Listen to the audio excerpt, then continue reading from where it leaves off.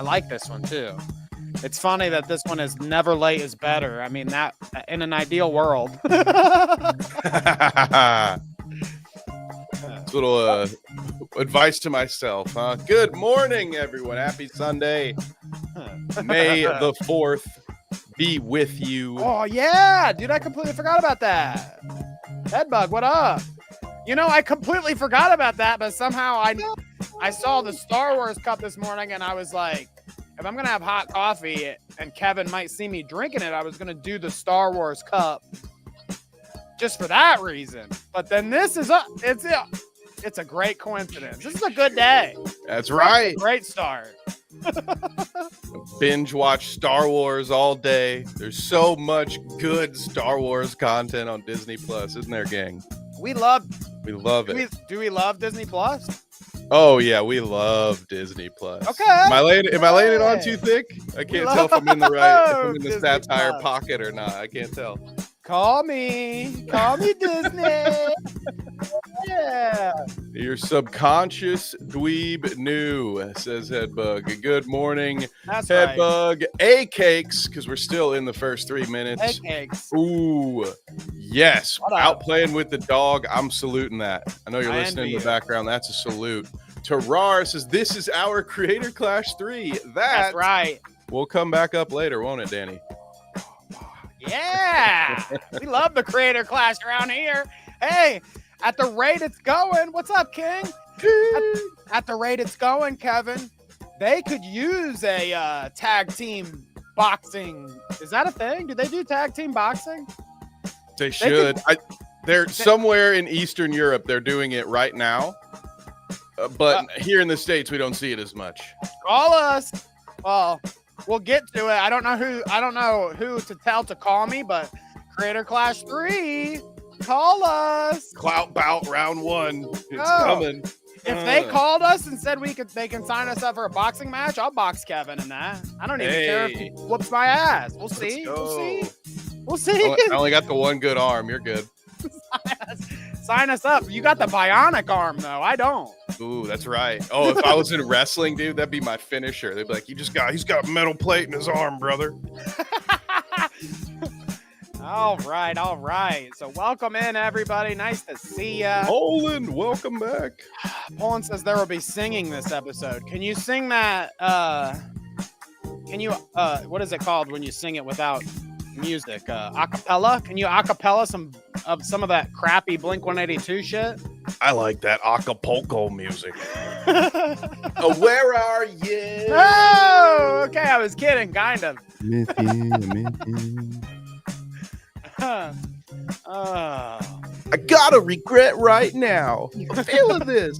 Is that Blink-182 too? Yeah, dude. Uh-huh. I can never tell if it's like the only way I can tell if it's Blink-182 is if I hear it. It has to be the actual song, obviously, like a song from them, and then the dude's voice. It's just the dude's voice. Honestly, that's why I hate it all. Right?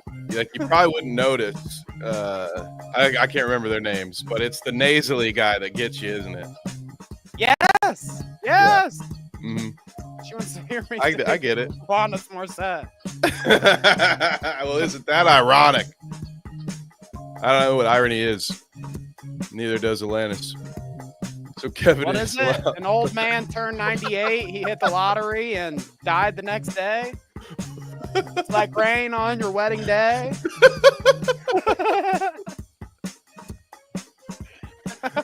Something about spoons instead of knives. What a banger. Yes, something like that. A fucking poet. This sucks. I'm already sweaty. I may have to get out the whole egg. You gotta get some ice cubes in that coffee, brother. You know. Speaking of the whole egg, you can see I'm a little clean today. You ever do one of those? Okay, I got new clippers, and then I did one of the. I got clipped. Oh, I got new clippers, and I fucked it up. You know how it goes. I had an event to attend the other day, and I wanted to look crisp and clean. And I've been keeping this little thing lately, something going on in the mouth region. Yeah, yes. Okay. Yeah. And I got new clippers and I clipped too hard, dude. I clipped way too hard. Clipped into it. I was like, fuck, dude. It was because it's got one of these dials on it, and I haven't used one that has like a dial to adjust the inches or whatever, you know what I'm saying? It's a fancy one. It's a new one. So I didn't think about adjusting the dial. I just went like, and I'm like, fuck. Okay.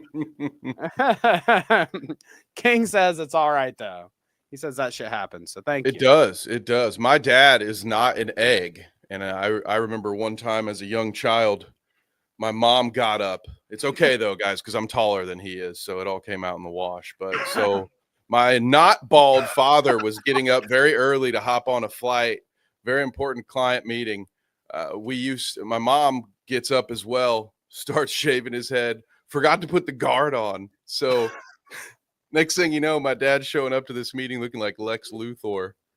Nice. So, it happens to all of us. Villain. Okay. You guys remember the Abe Lincoln phase I had to go through? Because I accidentally went a little too close and I had an inverted, we'll call it an inverted Adolf. All right. We want to avoid some flags, just where it's like what do they call it, like a landing strip. What the hell is that? Looked like Ron Swanson. Adolf. Okay. You need to work on that. After a night in prison. I think you need to rock that mustache. Is right here. At some point. Yes. I got a part. We'll do it. The old mustache. We'll do an episode. I'll hit the Heil Hitler mustache, and you can hit the anti-Hitler. We can have a debate. I'll be like Cartman, It's performance art, guys. Don't worry. It'll be like exactly. All right, so yeah, King's here, Idubbbz, Hash, Headbug, Poland. Nice to see all of you. Mel, shout out. Nice to see you. Nice to see you. Good morning, everybody. So we've got stuff to get into today. Quite the weekend. Ethan Klein being dog piled. Done. He's done, dude. Smoked. Okay. How do you survive a lethal attack like this? 3 major creators coming at you. Weapons drawn. Swastika swords drawn. Shing. Okay. It's on, bitches.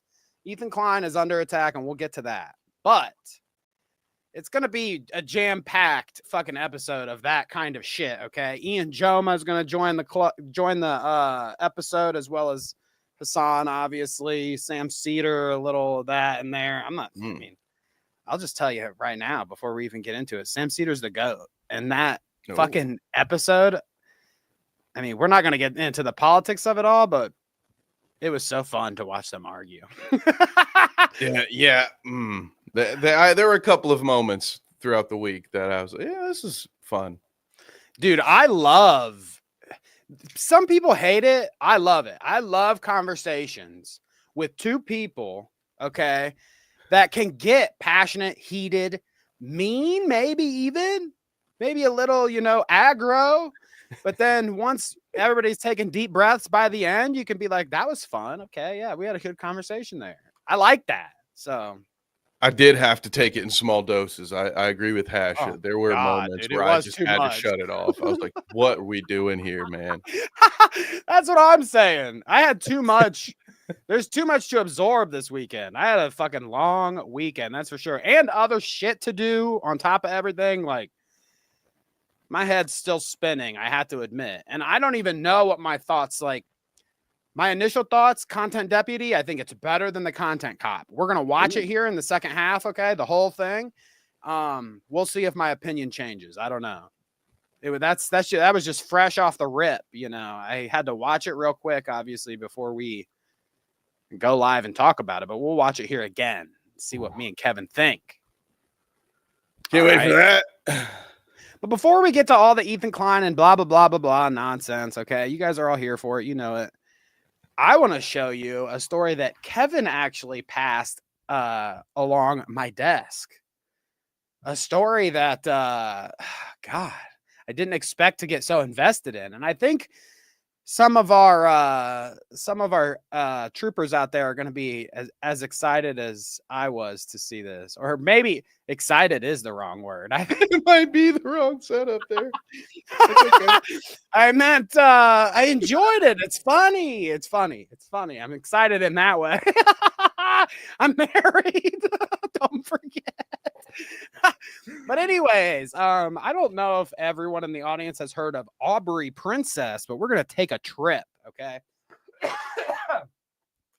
Take a trip. Now, Kevin has brought to my attention that there are creators online that do this certain grift. And you know how we love to talk about grifts around here, okay? One of our favorite things. This lady that we're about to look at certainly is hitting the clout route, wouldn't you say, Kevin? The clout route and the not as frequently discussed on this channel goon route is what I would have to call it. The goon squad. There's some sort of stolen valor here, but we'll see. You guys can check this out. So let me pull it up. So Aubrey Princess on Instagram. Okay. This grift that we're about to talk about is going to shock you. Okay. As you can see here at the top with the bio, Aubrey, 18, white heart, prettiest down. Now, we'll get it, you know, down for what? That's right. Right. So let's scroll here. And I mean, obviously, there's probably like an OnlyFans attached or something. I don't know what these. I'm not going to even look at these links. But isn't there always an OnlyFans attached to it, Danny? As we scroll here, you can kind of see what we're getting into. Okay, the prettiest. Oh gosh, I'm kind of embarrassed that I'm showing this to Mel right now. Bad timing. Hey Mel, you want to come back? This is the day YouTube puts us in the algorithm. Later? This is the one. Wow, that's some good luck right there. This isn't appropriate, guys. Buckle up, buckaroo. You just wait. You just wait. So this one says your eggplant doesn't care if I have Down syndrome. Let's be real. Now, this is shocking, obviously. If this were anything but a grift, I probably wouldn't be showing you this. But you will be shocked on how this turns out, okay? I was gonna say, do we get a steak ad all of a sudden? Like, wait, is this join our Rumble for more OnlyFans reviews. I like how King says, I'm single. This is great. Okay. So it was a quick roller coaster for King. Whoa, wait a minute. Yeah. So the comment said, oh gosh, watch yourself in the chat box. Okay, hey, hold your thoughts, people. Hold your thoughts. Aubrey says, I'm 18 and I know I have Down syndrome, but honestly, do you think people would still accept me for who I am? Like truly see me and not just the label? Now, I think so, Aubrey. I think so. I think, yes, be true to yourself. That is an important, that's a virtue, right? Certainly is. For all of the real people out in the world, should certainly be yourself. How about this one? Me and numbers. I'm 18, 47 chromosomes. I'm 5'2", 135 pounds. 4 holes. Oh, what the fuck? Yep. So we know where this is going at this point, right? There is an OnlyFans model who either herself, this is the mystery that no one seems to be able to solve, if she is doing this herself or if someone else is doing it. But we'll see. Okay. Oh, well, I get what you're saying. Like the original, the video origin, that person, you don't know if it's them creating this grift here or if it's someone else taking their videos and creating this grift, is what you're saying. Yes, because Okay, for anyone, everybody's probably picked up on this, but this is a filter grift. Okay, she's putting on a filter to make it look like she has Down syndrome so she can sell more OnlyFans. Oh my god. Or it's not her at all, or it's somebody who's taking these clips and doing what I just said. Because one of the videos, or the video that exposed this grift to me, there had some research and showed that these videos exist on their own without the filter. So somebody might just be screen capping this, but it's a real grift, guy. It's absolutely insane. This was my confirmation, Danny, that we are in fact in the darkest timeline. This isn't holy. This isn't holy. I agree. I mean, what do these ones say here? Just an 18-year-old girl with Down syndrome who is shy but loves to get railed. I mean, this is like not even. She is 100% in, dude. Whoever's fucking faking these videos aren't going any half measure. I might have Down syndrome, but I love to get railed. Like all that. right. It's it's so crude. So let me show you guys the what Kevin was talking about. He presented it to me through this video on YouTube from, let's see, his name is Lebrowski, okay, on YouTube. I've got the video here, and I timestamped for like, go check it out. Lebrowski. I found the OnlyFans demon that has been faking Down syndrome for money, okay? What the fuck? I thought this was a good opener before we get into Ethan Klein shit. But if I skip 8 minutes here, let's see. We can see specifically Aubrey here, the person we're talking about, and a little bit of the evidence as to what is actually going on. So let's watch. Get any answer because of course their DMs must be full of coomers writing to them all day, all kinds of crazy shit. So yeah, apparently this is the real person behind the videos. This is the real Aubrey account. Princess account, or at least she's the model they took to put that filler on. And as a disclaimer, I am not really sure if she has anything to do with this shit or not. But here I compiled a couple of examples proving that she is indeed the body behind the filter. So there was one we saw on the Instagram.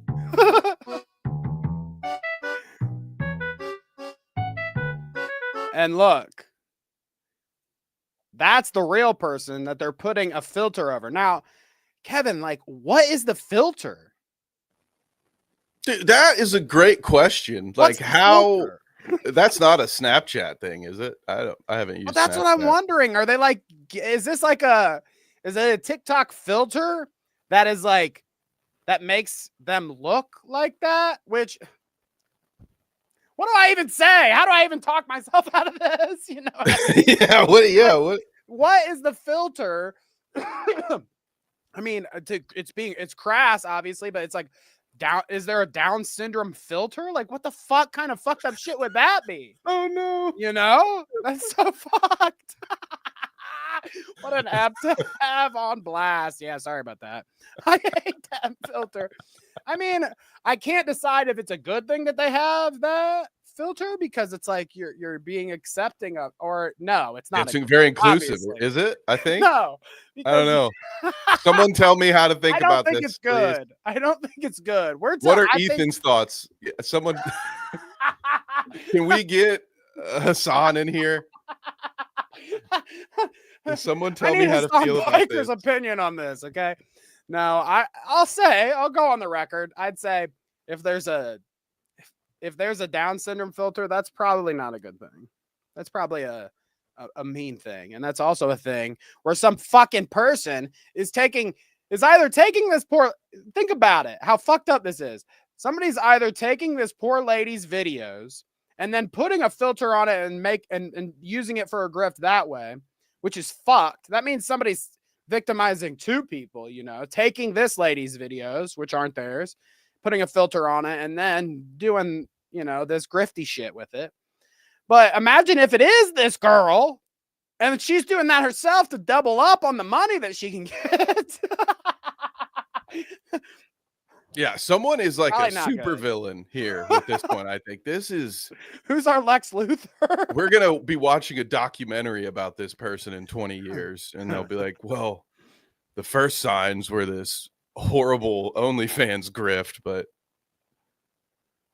somehow they got out with a light sentence, a slap on the wrist." Don't give him ideas, Headbug. Headbug is gonna. The next thing we're gonna look at next week is some fucking filter somebody stole videos of, and it's a blackface filter. Headbug's starting a trend already. It's like, oh yeah, Snapchat's latest filter. How fucked up? How fucked up, dude. Can't be putting this out to the ether. They need to make a here. Which one? What's one that I can make a joke about? They need to make an Irish filter, okay, that turns you into a ginger. You know, makes your beard, puts flecks of red in your beard or something, or in your hair. They already have the egg filter. I've seen that. I've seen okay. Some viewers in solidarity have sent me what they would look like bald. Does it just round you out? Okay. Yeah, a little egg heady, a little cone heady. I mean, yeah, just bulge you out. I like that. Okay, cool. Okay, cool. Well, there you go, folks. Aubrey Princess. Okay, here, I'll just pull up the Instagram one more time before we get off topic. Aubrey Princess. Okay, running ads. If this video, no, it's not an ad. It's a disavow. Okay, if this Instagram account crosses your For You page or whatever, I mean. First off, if this Instagram account crosses your For You page, I fear that you have more problems than just falling for this grift. But if Aubrey Princess crosses your Instagram feed, deny, block, run. Horrible. I think all women should just take a chance to bald filter yourself. Okay. Maybe do like a bald filter and beard or something. Do they have that too? Do they have a beard filter? And you can just see what you look like as a dude. Why not? What else you got to do? You know, Steven Crowder, he would like put on a dress and panties and then go on stream and fucking. Well, I was a humiliation about it. That was regular to get folk, to the next level in the cult. You have to do that. Regular folk like me, I could just, go on my phone and apply the long hair, maybe some lipstick filter. Yeah, we don't have any wigs back there, do we? Couple. But anyways, okay, let's get into the Hasan versus Ethan drama, okay? If we don't do it now, we probably won't have enough time to cover it all anyway. So let's get into it, okay? So first off, Kevin, you watched some, if not all, I won't implicate you either way. Thank you. Of the Hasan versus Ethan debate.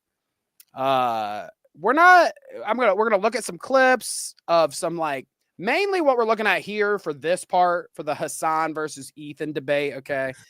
It's going to be other people's reactions, some people's reactions on Twitter, some other creators' reactions to the whole thing, Kevin and I's reaction to the whole thing. I mean, if we were about to do a watch the Hasan versus Ethan debate on the stream, dude, we would be here for 10 fucking hours. Could you believe that?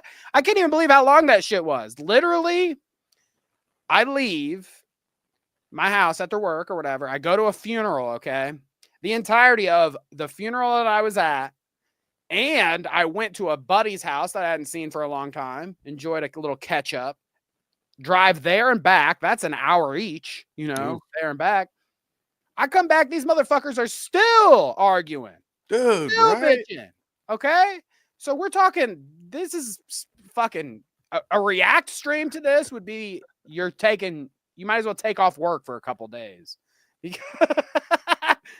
Incredible. Yeah, I almost had to take the rest of the day off just when I was listening to it. And I tried because I could only get so far, Danny. I started it Why late. is that? And I jumped Why could to you the only part. get so far? Well, I'll tell you here in a second. And I jumped to the part of where it began. And I don't know, I don't know if I made it an hour or 15 minutes. It was unbearable to listen to these two. It was the Spider-Man meme, but It's not because of this, right? with the drooling caved-in skull for each character. Well, there it is. Boom. That's what I was kind of getting at. Is that why you didn't watch it all? Yeah. Well, I might have phrased it differently, but that's it's in the same lane, we'll say. But I'd stop it. I'm like, I can only take so much of this. I will watch it in segments because I had a feeling based on all of the other shit with Sam Seder going on that, all right, we're probably gonna end up talking about this. I should know what these two idiots are saying. And then I come back hours later, Danny, and YouTube did not save my spot because they were still live, dude. They were still live. Still live. Mr. Universe, this is certainly one of the factors. Yeah. A word, I believe, what is Ethan's phrase for it? Gish gabbing. I prefer pontificate. Gish galloping, yeah. Because I'm just a thesaurus snob, but yeah, he was gish galloping, that's pretty cool. I'll take that. Awful. What did you think? I have like no that because horse in this of gish galloping race, Danny. No, I already don't like where this conversation's going. Too much horse talk. Too much. Whenever we get into lefty politics and then horses start getting involved, I start to sweat, get a little uncomfortable. Vosh is just around the corner, ready to fucking swoop in and tell me he wants to fuck me like the stallion that he saw. The horsiest of lefties, right? So, anyways, what did I think? So, I'll tell you my honestest opinion. It was so much that me being I watch, pretty much, I pretty much watch H3 every week with my wife. So I'm a regular viewer, I would say. And, not even I had the strength to man through 5.5 fucking hours of this shit. I did a very first off, like I said, I caught some of it before. And then when I was done with all of the things that I had to do, the funeral and stuff, we were on the drive back. I pop it on again. So it's still on. So I caught the beginning and end, which was kind of funny way to watch it. I think if I had to recommend to the audience out there, the way to watch is to go an hour on one end and then maybe a half an hour on the other end. And you got like an hour and a half. It's like a Clout route viewing, an hour and a half or two, keep it nice. And you don't have to listen to all the bullshit in the middle. All the back and forth. And my favorite Hasan technique is just saying your first name like he's your mother or something. Ethan. Kevin. Ethan. Danny. I'm gonna start doing that. I like that a lot. Kevin. No, seriously, Kevin. Okay. We gotta be this is politics we're talking about. Serious okay? Kevin. See, I hate it. I got all blurry. Look at this.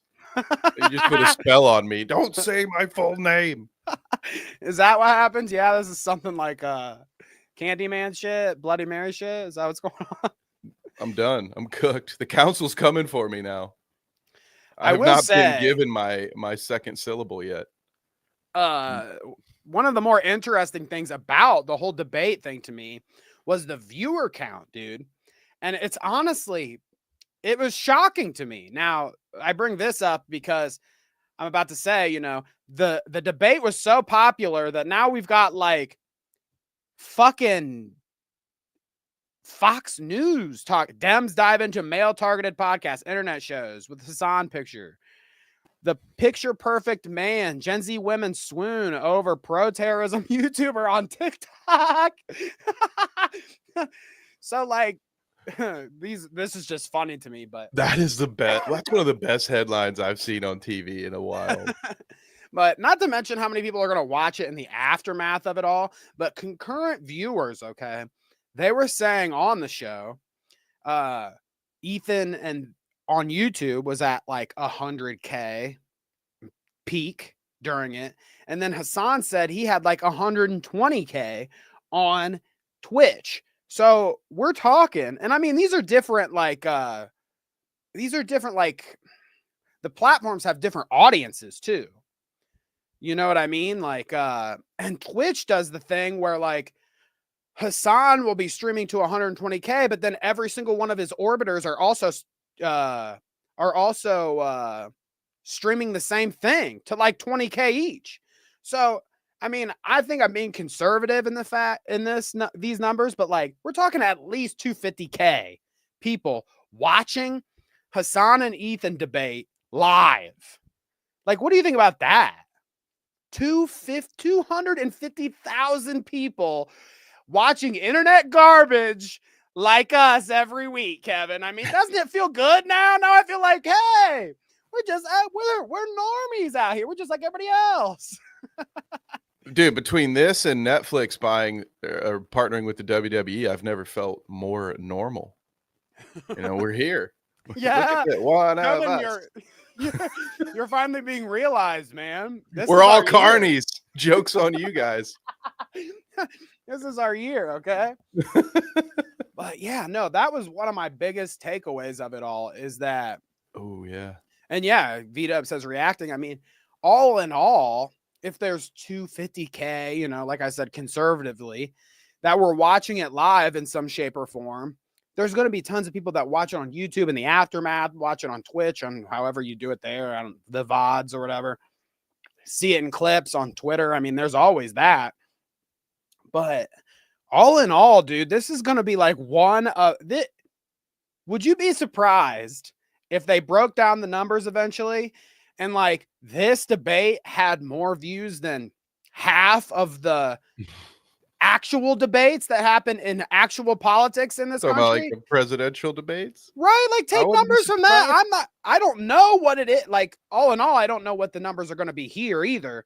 And I don't know what the numbers were there, but I think that's an interesting comparison. Like, I wonder how close or how much these guys blew them out of the water. I don't know. It just seems crazy to me, that amount of people. There's something about it. I don't know. We're all like moths just getting drawn into this flame. Fiery garbage. Not realizing it's a death trap until it's too late. So some interesting little things I got out of that. Not only the viewership, but I thought this was kind of interesting too. And I don't know if you're familiar with who this is or what this is, but Yeats here says, which shouts out to Yeet. It's like any kind of, this is like our dude now. Used to be Drama Alert. We could be like, okay, well, any kind of viral bullshit clip that we're going to watch on the show will probably pop up on Drama Alert. And it still does. But I prefer Yeet, dude. Yeet's the man. Fuck Drama Alert. Fuck you, Keemstar, you bitch. Unblock me, asshole. Fight me, you fraud. Come on. How many times I got to challenge you to a boxing match, Keem? Come on. But here is an interesting one. So Larry Nassar survivor Lindsay Shuett shows up in the H3 chat and calls Hasan a horrible human for his remarks. Quote, anyone discrediting people publicly, admitting they were raped without without amazing contrary evidence is disgusting. Okay. So very interesting here. Yeah, check it out. Larry Nassar survivor Lindsay Shuett here. So there you see it, $10. Now, are you familiar with who this is? I was not. I had to look it up, and I'm going to bring it up here. But tell me what you know about the Larry Nassar. This is a former, I believe, was it Michigan State, a college doctor who serviced the university gymnastics team and was found trigger guilty. Warning. Yeah, trigger warning. Thank you for that. Yeah. Was found guilty of doing some very inappropriate things. You can imagine what those things might have been. Here, I'll bring up the wiki. I mean, yeah, he is a world-class pervert, this guy. And I don't have to say allegedly, because you saw the orange jumper. So there you go. There we go. You can We're leave the allegedly banner at home today. It says, Let's see. Lawrence Nasser is an American former family medicine physician and serial child molester. From 1996 to 2014, he was the team doctor of the United States women's national gymnastics team, where he used his position to exploit and sexually assault hundreds of young athletes as part of the largest sexual abuse scandal in sports history. So when I saw this, I was pretty shocked. I mean, it's wild, the just wild amount of different people that are watching this, okay? You know, and this lady just happened to be watching and dropped that comment in the chat. Now, I know obviously people feel differently about who won the debate or who did this or who did that. Honestly, I would have to be a fence sitter on this whole thing because I don't think either of them really won any kind of debate. I think they both like made each other look like idiots at different points and got different things on each other, you know, a clip here, a clip there to make each other look bad. But ultimately is like, I don't know. It came out as a draw to me, at least from what I saw. But yeah, a battle where somehow both sides lose ground. Like, wait, what? Yeah, how right. But they did exactly what we thought they would do. This was just one of the more crazy things I saw in the aftermath. Is like there's an actual survivor of some abuse like this that is like taking it. I feel like it means a lot more. Okay. Hearing this narrative from someone who went through the whole thing, through this kind of experience, whatever, and give their opinion. Like Ethan can say whatever he wants. Hasan, you're a fucking prick for saying these things about the grapes or whatever, yada, yada. But like, I mean, everybody is just like, okay, yeah, Ethan can say whatever. But this lady saying something I feel is a bigger deal. Am I right? Yeah, I would think so. That's yeah. Her word means more on it than Ethan's. Yes, that's right. Yeah. So yeah, ultimately I guess do you want to pick sides, Kevin? Do we decide here and now who we thought won the debate just so we can get that if there had to be a winner, I don't know if I watched enough of it to accurately give a winner, but we'll just do like a whose line is it anyway situation here. And I'm gonna say I think Ethan probably won because you'll never get me to say Hasan won. And there were a couple of good arguments in chat. So well, you know, I want to say that I'm gonna back A Cakes and Mr. Universe on this one and say. I want to say that Kevin also, okay, notoriously a hater of both people. Yes. So, although I will I guess I have to give a little bit on that. You probably have always hated Hasan just a little bit more. Yeah, I think that's fair. But how do I do this poll in the chat? Hasan Can I do that? Won. Somebody said Hasan. Sim says Hasan won. I've seen tons of people say different things. I think some people are team Hasan. I think some people are team Ethan. But here we go. Yeah, now I can set the poll. Let's do it. Not often we can. I love this. Yeah, guys, tell us what you think in chat. I love the will of the people. I love it. Why does it say yes or no? Why can't I switch what that is? There we go. Right. Hasan. I love this. Ethan, and you're seeing it in real time, people. Some boomer-esque millennials learn how to computer. Yeah, I did a poll on our channel. Welcome There's to a the first show. for everything, people, and you're here for it. Oh, I guess I shouldn't have exited out. We want to see what the results are, right? Oh, brother. Chat looks a little bit split. Add a no winner. Option C. They both suck at debating, but I think Ethan tripped over himself a lot. Okay, I like this. I'm loving the Okay. Actually, I think that's a great criticism. Let's restart the poll.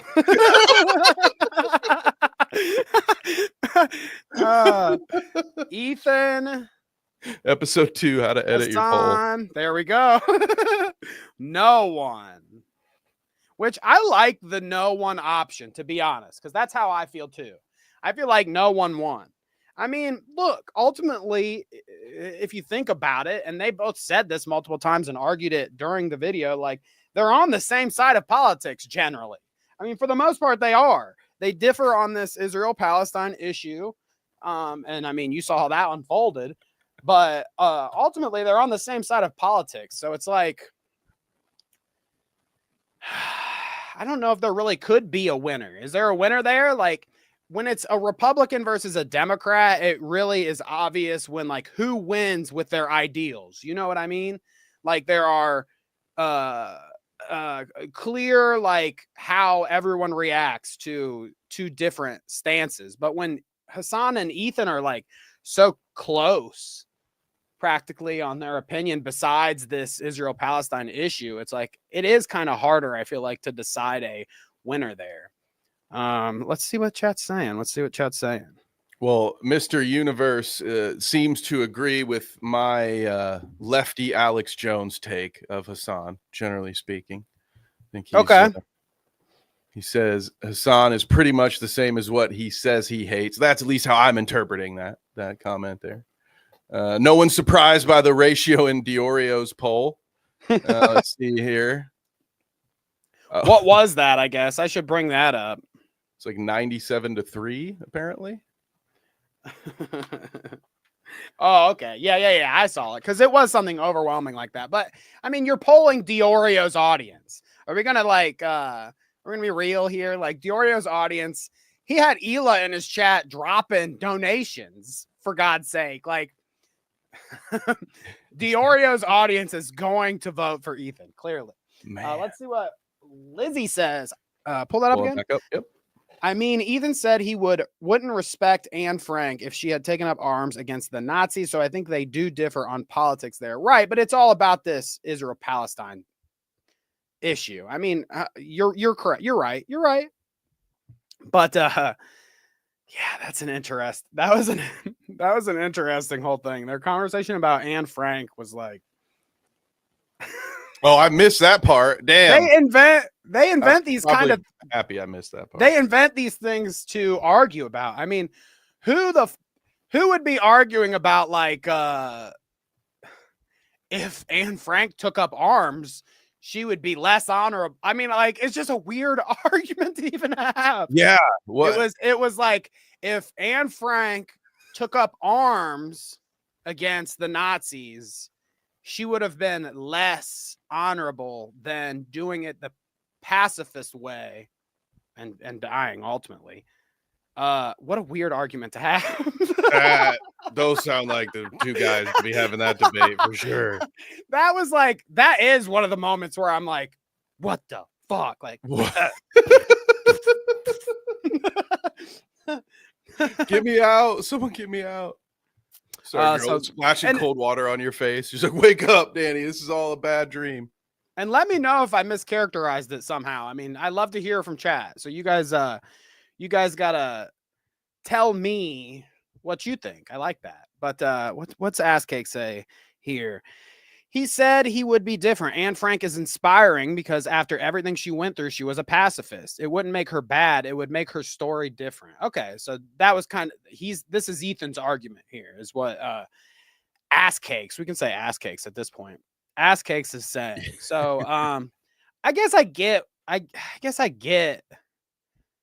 what Ethan's saying. I just don't know if like that would be again an argument that I would be I don't know. It's just such a weird thing to think about conceptually. Like, okay, why are we talking about this? Just stick to the actual politics of it all if we're going to be talking about it when it comes to them. You know what I mean? Maybe not invent these weird scenarios here, but let's see. Headbug says, and if my grandmother had wheels, she would be a bike. How is the point relevant to the conversation that we're having? Like, this is what I'm kind of saying. Yeah. It's like, what the fuck's the point?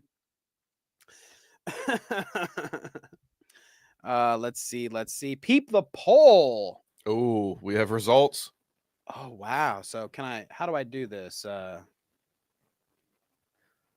Let me present, share screen. Let's see what the poll is at now.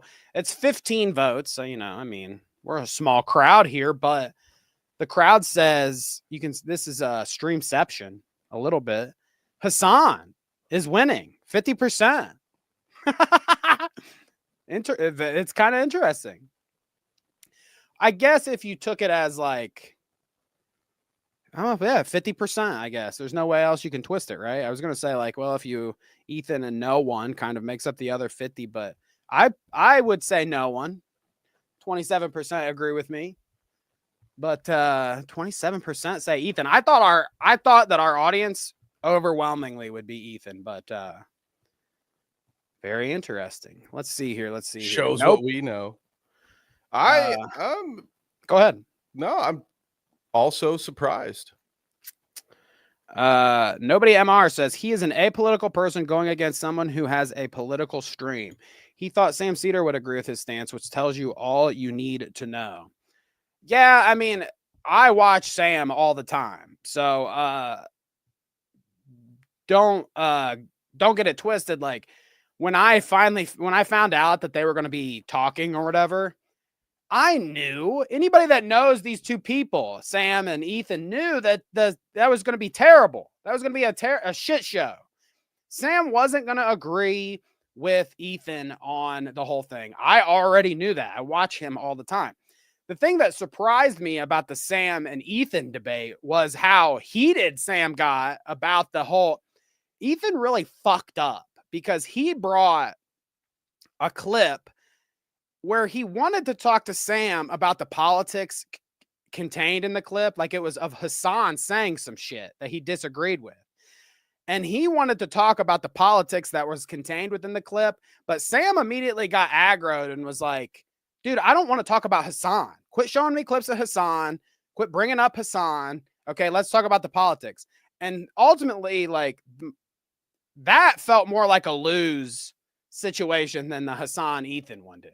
Hasan and Ethan, I felt, was kind of even, like I said, but the Sam thing, like, it was even aside from the politics of it all. It was just that Ethan kind of got embarrassed where he brought up this clip and then Sam was like, look, dude, you keep talking about Hasan, you keep bringing up Hasan. And he really laid into him about that. And if you think about it, it was Hasan saying, hey, Ethan, if you don't want me to tell you my thoughts on Israel-Palestine and you don't agree with what I'm saying about it, talk to Sam because he's a Jewish man that you may be able to, listen to a little bit better than me. I don't know. Which Ethan also thought that was racist. The approved Jew.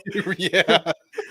But I get why Ethan did it the way he did. He brought up the clip of Hasan or whatever to analyze the politics, but also because Hasan was the guy that told him to have this conversation, kind of facilitated, kind of made it happen. And I get why Ethan did it the way he did it, but Sam really fucking blew up and got pissed about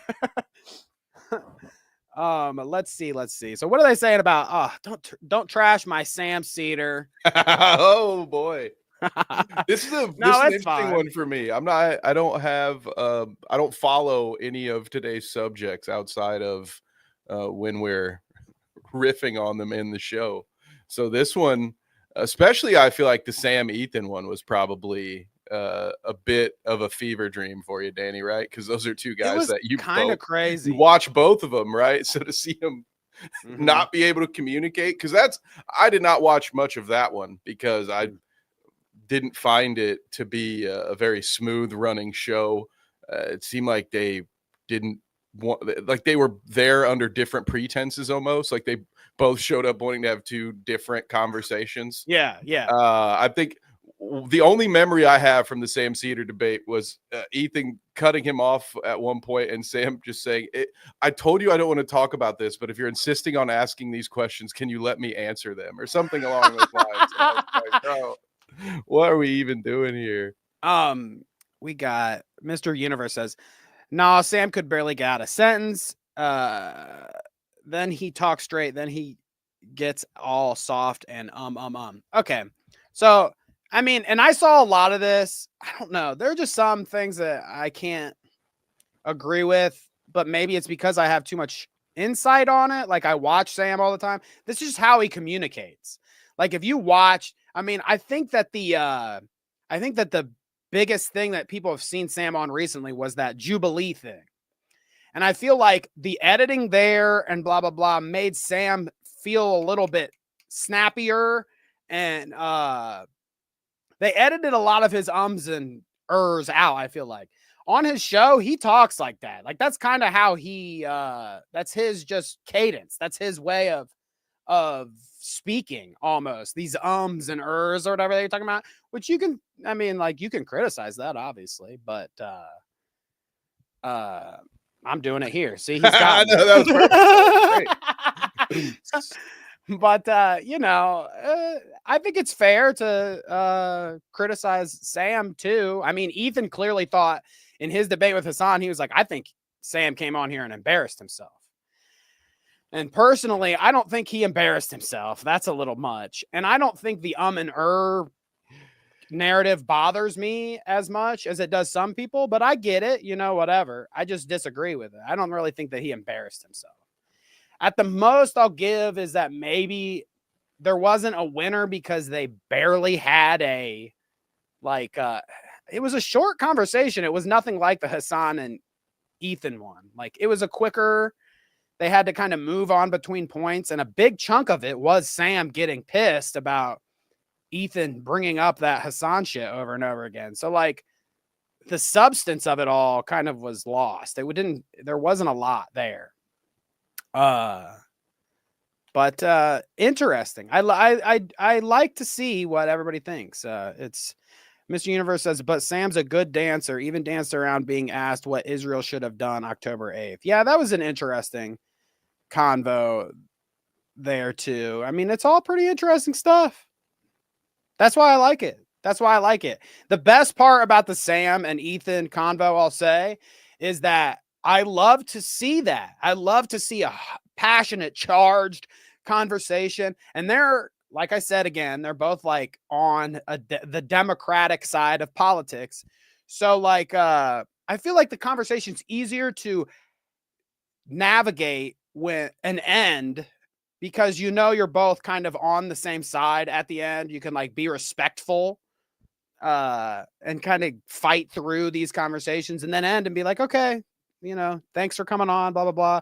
Whereas, I don't know, sometimes when you get commentators that are Republican, Democrat on shit, if you get a Democrat person coming on Tim Pool, they start to fucking scream at each other or whatever. You know what I mean? So I don't know. It's a different vibe. Oh yeah, where everybody's dug in and just going to parrot their talking points, and nobody's really there to try to meet in the middle. They're there, if anything, to try to convert a few people.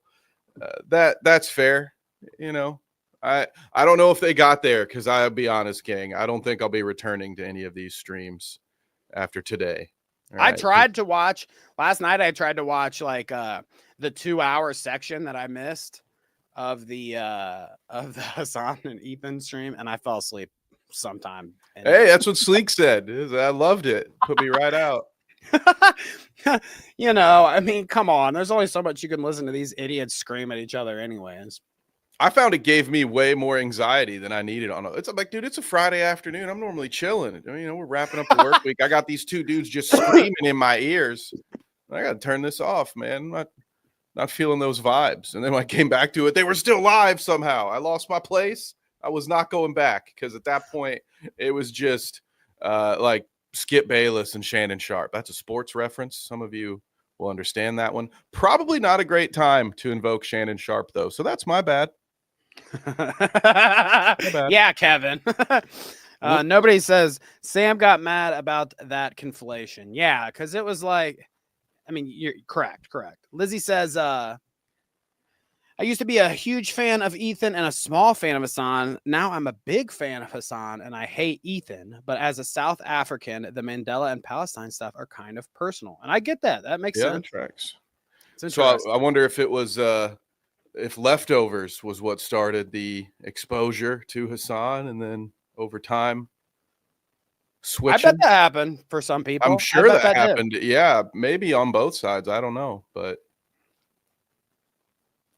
what a tangled web we weave, eh, Danny? All right, so next up, folks, we're gonna look at some clips of some other people's reactions to the whole Ethan versus Hasan. Okay, what are people gonna say? Well, here first we have the Roach King himself. Talked about him last week. He thinks that the children, the bottom 10% of children in school should actually just be in the mines. Fuck educating them. They should be doing some physical labor for us. You know, society will advance if we put all the dumb kids In the mines. in the Danny, mines with some. are we picks. meant to go to the mines? I don't like I this would. idea. That's what I'm saying. How fucked up would this be? You know how pissed I would have led a rebellion. Okay, if you're telling me I'm in third grade and I fucking biffed it and I got like a D on my English exam instead of fucking whatever, and they're like, okay, well, you just ticked down bottom 10%, so out back it is for you. You know, I'd be fucking shoving that pickaxe up somebody's ass. Oh, that's crazy. Dude, I definitely would have been regulated to the mines. But hey, I've had a pet bird before. At least you get a canary out of the whole deal, right?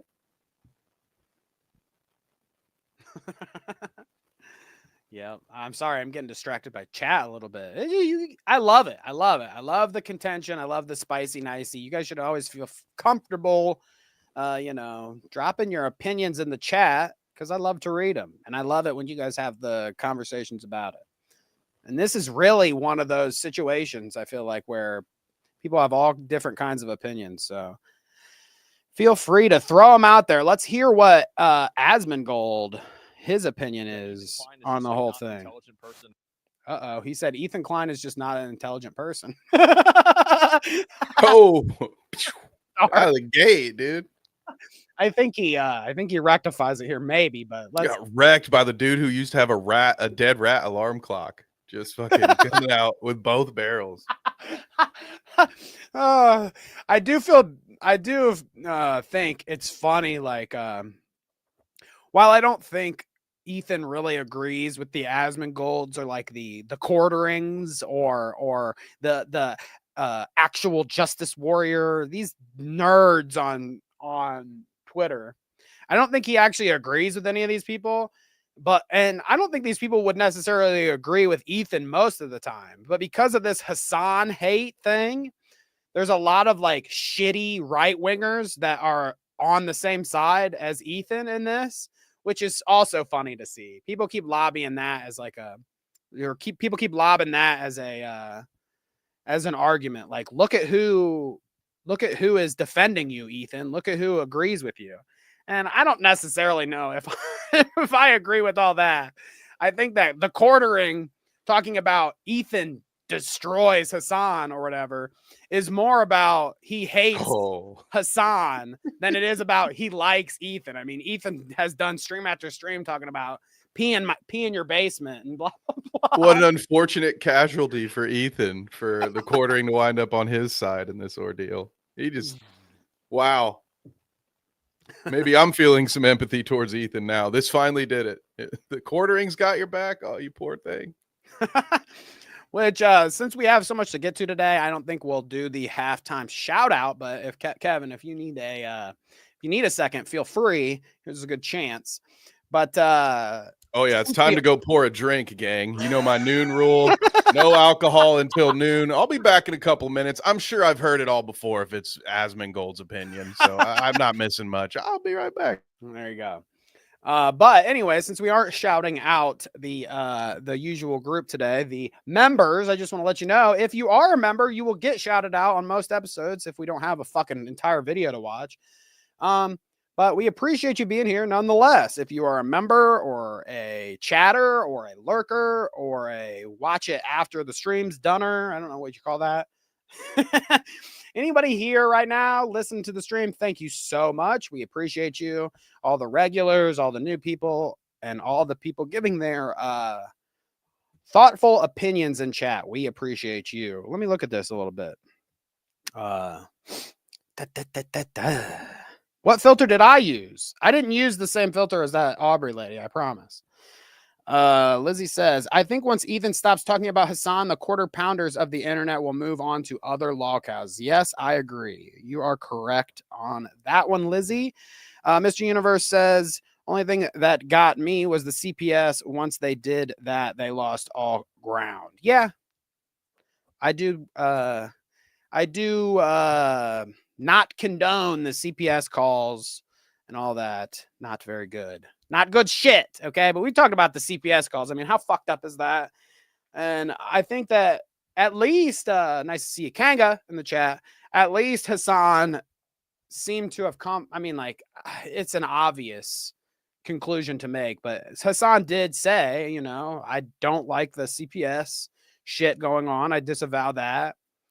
And I don't even know. I can't recall them getting to the skulls part or whatever. They probably did. But, I mean, it was going to be obvious that Hasan was going to disavow some of the crazy harassment shit going on. I mean, they might not like each other, but I think they'll give each other that much grace. They're not the shitty. Both of them aren't the shittiest human beings ever. They might get close sometimes, but I think that there's a little good in both of them. Wait, I'm out of the loop. Why does Hasan get blamed for the CPS stuff? I think is what Hash meant. It's just that narrative of like Hasan would share certain people on his stream, like Denims or Bad Empanada, and these creators, Ethan would say, are perpetuating through their audiences or through their content itself for people to do these kind of CPS calls or mail them things or whatever. So while I don't think Ethan much says that it's directly Hasan's fault, it's just his fault that he doesn't like more so disavow these people and the things that they're doing or whatever, even though nobody really knows who did the whole CPS call. Though I do agree with Ethan, and not Idubbbz, we'll get to the video, but I agree with Ethan that it was probably some crazy person that hates him online, not his fans feeling concerned for his children. I mean, that's a little fucked. But I hope that catched you up a little bit, Hash. That's why he gets blamed for that kind of stuff. When Hasan asked Ethan flat out who called CPS, he took a big gulp of water. I mean, yeah, Ethan doesn't know who called CPS and can't nail that to anyone. So, I mean, even Lizzie says, I love Denims. I'm not a Denims fan by any means, but he can't nail it to her either. I mean, he wants to kind of, because her chat was very, you know, there were people in her chat saying that people should call CPS and were pro that whole narrative, the CPS narrative. So he wants to pin it on her for doing it. I don't necessarily think you can do that, you know. And like she said some things maybe that was hyperbolic and stupid, but I don't think she would ever literally condone calling CPS on Ethan. But those are the kind of things I love to wait for. It's when people actually go full mask off, like Frogan did, where she's like, fuck the soldiers, okay? I hope they all get PTSD. Like, those are the kind of moments where that's crazy. So if Denims had a moment where she was like, fuck yeah, dude, call CPS on this idiot. I hate him, you know? Fuck him. Whatever you're saying in chat right now is awesome. But she didn't say that. She wouldn't do that. I mean... But that would be quite the moment, wouldn't it?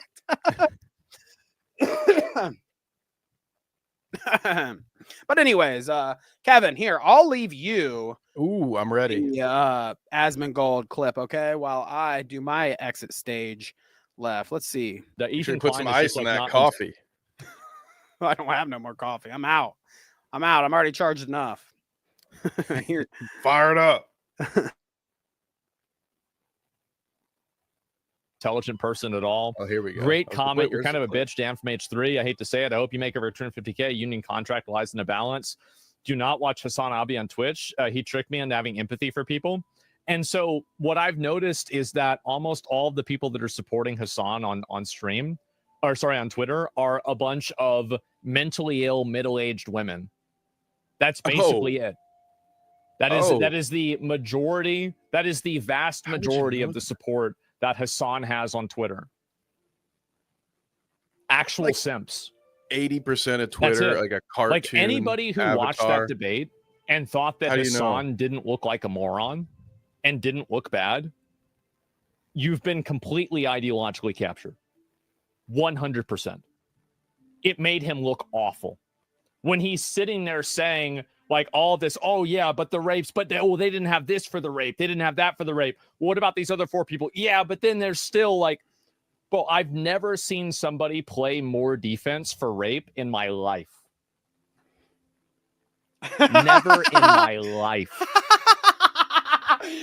It was impressive. That was crazy? Is any of this real? What he said? Is that a real thing? I have not watched enough It's Hank like Piker clips to know if that's genuine feedback. I you know, it's I again. think I can recall him saying something once about it, like I don't care about in regards to Israel Palestine. I think I remember him one time saying I don't care about grape, which is probably, it was certainly an awful take. Yeah, but is this the thing? Is he constantly out here defending that stuff? It's like It's not. Anything's fair game in the revolution. That's what it all comes down to, Kevin. And that's what most of these things come down to. Is like a lot of these opinions are nuanced more than just reducing it to he's arguing for grapes. But obviously people say that. There's a way people see it that way. Okay. Sorry, I'm laughing at this, by the way. Sorry. I realize I gotta start. I feel like I gotta start pulling up chat when Danny's talking about something serious and I'm giggling at chat. I should probably at least pull it up so it doesn't sound like I'm laughing at such inappropriate times. Carry on. Don't mind me. Lizzie's kind of got it here. Hasan just says he wants the evidence, and if that there were mass grapes or not doesn't change whether the genocide is okay. So that is more of the nuanced opinion that Hasan has. But when Ethan says these grapes happened, and then Hasan takes, says like, well, is there evidence of this? Is there evidence of that? That's where people are seeing it and saying, oh, he's arguing, against the validity of those grapes. So I could see how you could see him doing that, but I think it's a little more nuanced than just reducing it to Hasan is defending grapes. But anyways, let's continue. Because it's just Asmon there, but we've got more opinions. Like XQC, our other streaming king. This one will be even easier to make sense of, Danny. So we listened to the Rat King's opinion, and now here is the fucking juicer. The juicer himself. What's your opinion, XQC? Chat, guys, you guys know for a fact, after all the drama eras, chat, hold on. After all the drama eras, chat, and the Among Us era, whatever. Among Us. Is that what we're living in? Of like, guys, listen, I don't think you should hold the chat fully accountable, whatever, right? But I always give people some slack for not moderating and give people some praise for moderating, whatever. I'm gonna give it a buck. With everything I know and do, Hasan's chat is a fucking absolute one-sided war zone. The shit that people type in that mother sucker's box is awful. Almost everything that people are very strong about, opinions about, if you were to reverse the roles on any of these topics, if they would be per-banned, not in his chat, on the platform. You reverse these takes, you replace let's say it's Jewish or whatever the fuck, with another component, any other component, they would get banned off the platform legitimately on almost every topic. It's actually insane. I'm so sorry. I'm so sorry. I tried to be good. What is he saying? So if you didn't catch that from the blah, blah, blah, blah, blah, blah, blah, blah, there, he's saying Hasan's chat is very bad. There's shitters in there that say some fucked up shit. And that if it were anything but this anti-Semitism, essentially, that they would get banned permanently off the platform for the things that they say. Now, I do think that there's something to like Twitch being a little dismissive about some of the things in certain people's chats and anti-Semitism and yada yada. I mean, we've been very critical of Twitch. I mean, Israel was blocked for how long? I forget now, but we talked about that story. Like, I think there is a little bit, not necessarily Hasan, although his chat exhibits some of this. I think Twitch, like the back end of Twitch, like the people in charge, I think a little bit of anti-Semitism might be there. But anyhow, he says basically, yeah, that Hasan has a nuclear chat that's trash. And guess what, people? Besides our chat, because our chat is fucking lit and great. So good. So great. Any big streamer is going to have a garbage chat, okay? XUCs is just a bunch of kids fucking sending the same emote the whole time. So it's fucking whatever. They're fucking 8-year-olds that just hit the fucking Pepe meme over and over again. But in Hasan and Ethan's chats, these two huge chats, I would say that there's equally fucking garbage humans saying some shitty things in both. Now, the difference there may be that Ethan's mods are paid and take their job a little more seriously in that cleanup there. I think that less of the shit gets through the cracks at the H3 chat.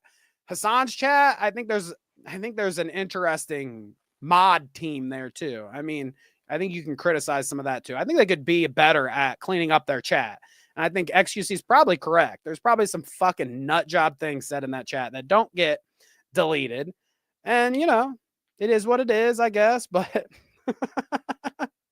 Ethan's got like 20 people focused on like, right, make sure I don't say anything crazy and make sure that you mod chat. Because they gotta be half those people on the set have to be a mod, right? Like you got more people than Howard Stern in his studio. Well, and they hire mods too. Like they have hired mods. So it is what it is. Lizzie said I got banned from Hasan chat. What did you say exactly? I want to know. That's a cop out. You can moderate hate speech even in the biggest chats. No, I agree. Like I said, I think that Hasan's chat is under moderated. I would agree with that stance. I think that he could do a better job at that kind of shit. I think that the people that he has as mods, okay, sit on they feel a certain way about some crazy things that are said. Like they kind of agree with it, so they won't fucking delete it. You know what I mean? I think there is a little bit of that. I think his chat definitely could be modded better. But I don't know, Kevin. I guess I want to hear your take, but I personally think if you're a fucking big streamer online, your chat is nuclear garbage. You can clean it up or not, and it could change it a bit. But I think everybody has a garbage chat if you're a big streamer. I mean, especially if you're talking about like heated things like this, like dramas and shit. Like people are going to say the most garbage thing about the person on the other end of the drama, you know? Yeah, it's like a never ending back and forth. You find new phrases to mod, and then people find different ways around. And then you have to catch that and remove that. So I do agree with you. I think it just like law of averages, right? Like it would stand to reason that the larger your audience is, even if the percentage stays the same, even if it's only 3% of your audience, that number is going to go up every time as you grow. So yeah, I'm sure there are a couple of crazies in any big streamers chat, but it's still on them to moderate that sumbitch, isn't it? Exactly. No, and I agree. Last thing before we go on to the Ian content deputy, we're going to watch it here. I want to show you this. Jake Chinatown. I don't know who I think this is one of the Ethan haters, but whatever. That don't matter. I don't care about. Dude, come on. Jake Chinatown. Come on, dude. Why you got to ruin such a classic movie by making it your Twitter handle? And this is the guy behind it? I don't know. Is that Jake Chinatown with that drawn-on mustache? So, this, if you remember, Kevin, is the guy, the controversial kid, the Houthi pirate kid, the Luffy. The Luffy that Hasan had on the stream. So this was one of my favorite after the debate videos that I saw. This is that guy, the kid that Ethan says is a terrorist, Houthi pirate, and Hasan says is Luffy. This is him. What does he have to say about the debate here? Ethan Klein. Ethan Klein. Ethan Klein. Ethan Klein. Ethan Klein. Ethan Klein. Ethan Klein. Ethan Klein. Ethan Klein. Ethan Klein. So, I mean, I know Ethan is going to probably post that to his Instagram stories soon and say, like, the Houthi pirate said he wants to stomp me out like an ant and kill me. Yeah, that's going to be the thumbnail. Yeah. Terrorist threatens to murder me or something. I do He love said that. he was going to beat me with a shoe. And honestly, who throws a shoe? There's something anti-Semitic about that. No, I don't want to trivialize his tirade against his fight against anti-Semitism. Okay, I do think it's out there, folks, but we're just making jokes. We're just making jokes, people. We're just making jokes. That's an old clip. See, okay, good then. I guess we got the context there. That is in reaction to the Hasan versus Ethan debate, but it is a good reaction to the Hasan and Ethan debate. I disavow my own previous comments in that last segment. I would like to issue an apology to all the listeners out there. That's right. I hope Ethan can dodge a shoe like George. I will reflect after this podcast and take about 6 to 8 days to focus on myself before I return to live streaming with you all. So leading into the content deputy drama, I do want to say that regardless if you hate Ethan or Hasan or whatever it is, okay, we can say one positive thing came out of all of this drama, okay? The debate drama, the positive thing is that I think, and this might be a crazy take, maybe I'm wrong in the end, but I think that now that all this has happened, Creator Clash or the charity that Creator Clash is giving to, I think it's a cancer charity or something, it's going to get more donation money, I feel like, now than it ever would from what the Creator Clash 3 itself was capable of, I think, personally. Or at least, maybe not that specific charity, but I think overall, more money will be donated to charities from this than Creator Clash could have ever wrestled up themselves. And here's why, okay? Because after all this, now Hasan says, I'm going to watch the content nuke on stream with Ian, he says, and other creators, which will be interesting. But they're going to fundraise and donate all the money to that charity. And I think that stream alone will raise more money for that charity than Creator Clash 3 ever could. Okay, I think so. I think it'll blow it out of the water because so many people are going to tune into that and want to see that drama, especially if it's Hasan and Ian. It's hilarious. Okay, like I think that will blow the charity out of the water that Creator Clash 3 could have did. Dude, which Indiana Jones is the one with the Holy Grail? You remember that moment? Indiana Jones and the Holy Grail? I can't remember. There's a moment where the guy grabs the shiny grail, right? And his face just melts. That is exactly what will happen to my brain and face if all three of them are on a stream at the same time. Because I'm going to know that I have to watch it. I'm going to have to listen to it so we can talk about it. And I'm going to be in absolute hell. You guys ever seen 1408? That's what's going to be like. Go donate. Like I'm going to trapped in the same hotel room and just living an infinite loop of despair. Oh boy, right. Can't wait for that. Right. But yeah, I think that stream alone will make more money for that charity than Creator Clash ever could have. And then in that debate with Ethan and Hasan, they both kind of said towards the end that they're going to donate to charities. Ethan said, I would love it if you owned me by reacting to the content nuke and donate all that money to charity. And then Hasan challenged him, oh, well, you could own me by donating to Palestinian charities. And if Ethan sticks to his word or whatever, because he said like, oh yeah, I will, that's going to be, you know, whatever chunk of money that Ethan just decides to donate to Palestine, or that effort there, whatever it is, that wouldn't even have been a thing, I feel like, if it weren't for this argument. Think about that. Think about that. If Hasan and Ethan never bitched and moaned at each other, Ethan may not even be donating this whatever lump sum of money he's about to. So really, if you want to be positive, which we love being positive here. Right, exactly. You guys, they know that already. You could that say, goes without saying, I think. You know, you could say that this is all positive stuff here, okay?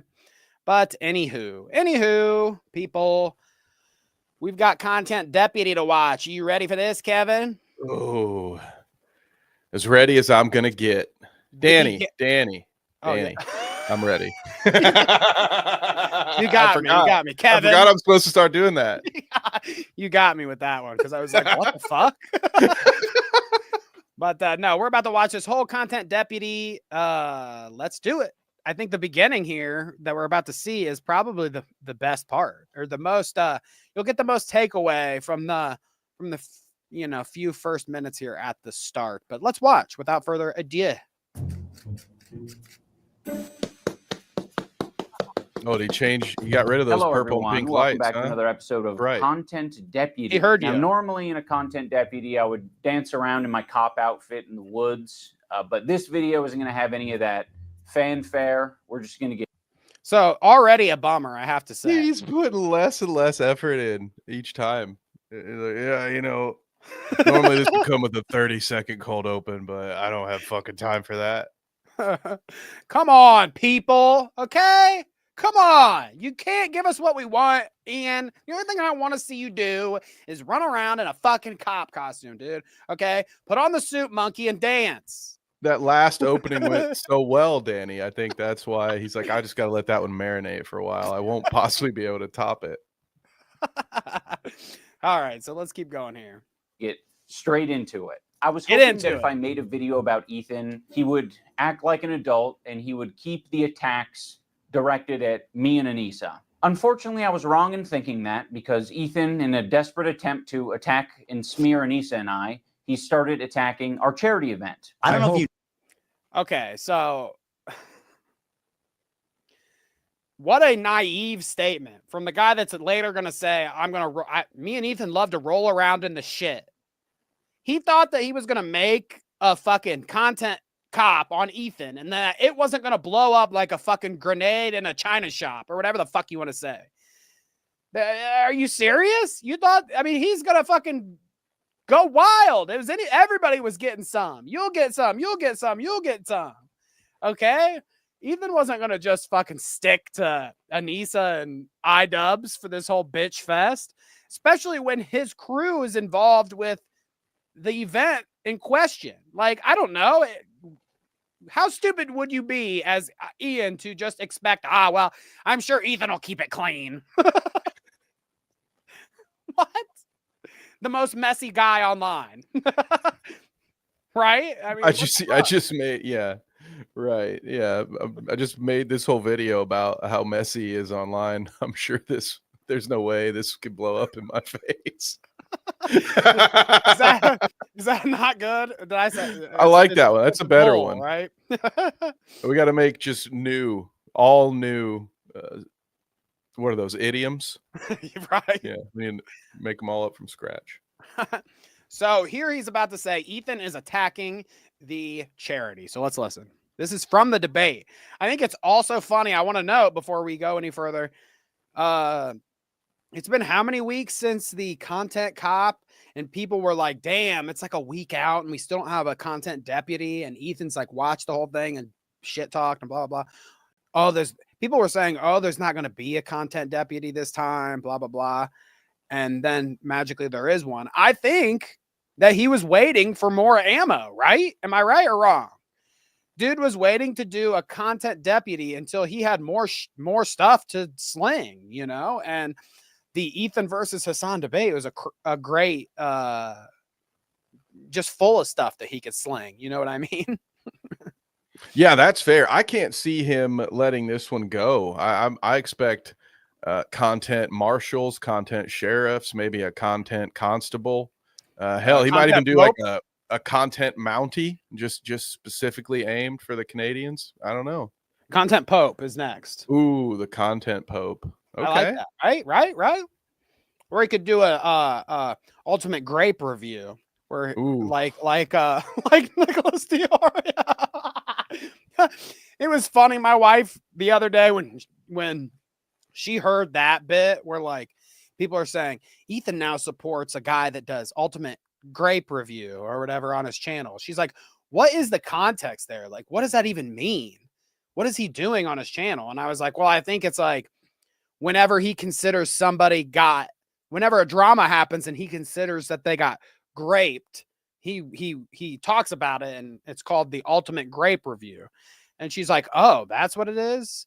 She's like, oh, well, that's not even that bad then. And I'm like, well, it's edgy, right? She's like, yeah, but he's not actually reviewing grapes, right? And I was like, as far as I know, I don't watch Giardia, but I don't think that he's actually reviewing I grapes. think he would have been sent to Rumble by now if that's really what he was doing, but I'm not sure. Yeah, right. But anyways, let's continue. You know this, but the last year they lost $250,000. To be charitable, you actually have to give money to charity, Hasan. You have to give money to be charity. It's like a slush fund for them. Ethan and Hila are well aware that we raised $1.3 million for charity the first year of Creator Clash. The second year we operated at a loss, and I take full responsibility for that.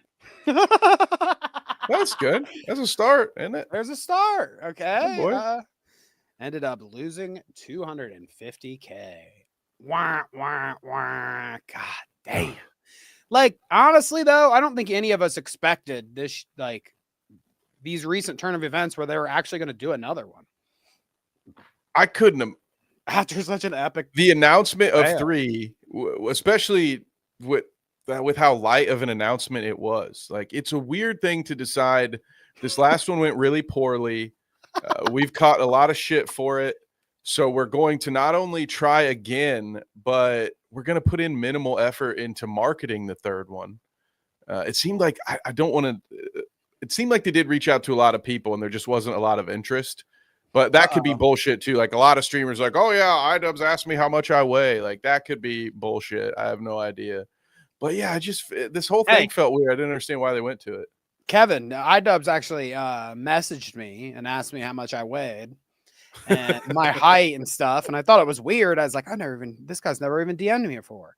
And so I said my height and my weight, and he said, you're too fat and out of shape to box. So I said, fuck you, Idubbbz. I'm about to fucking watch your dumb content dipshit and make fun of you for a half an hour. How about that, bitch ass motherfucker?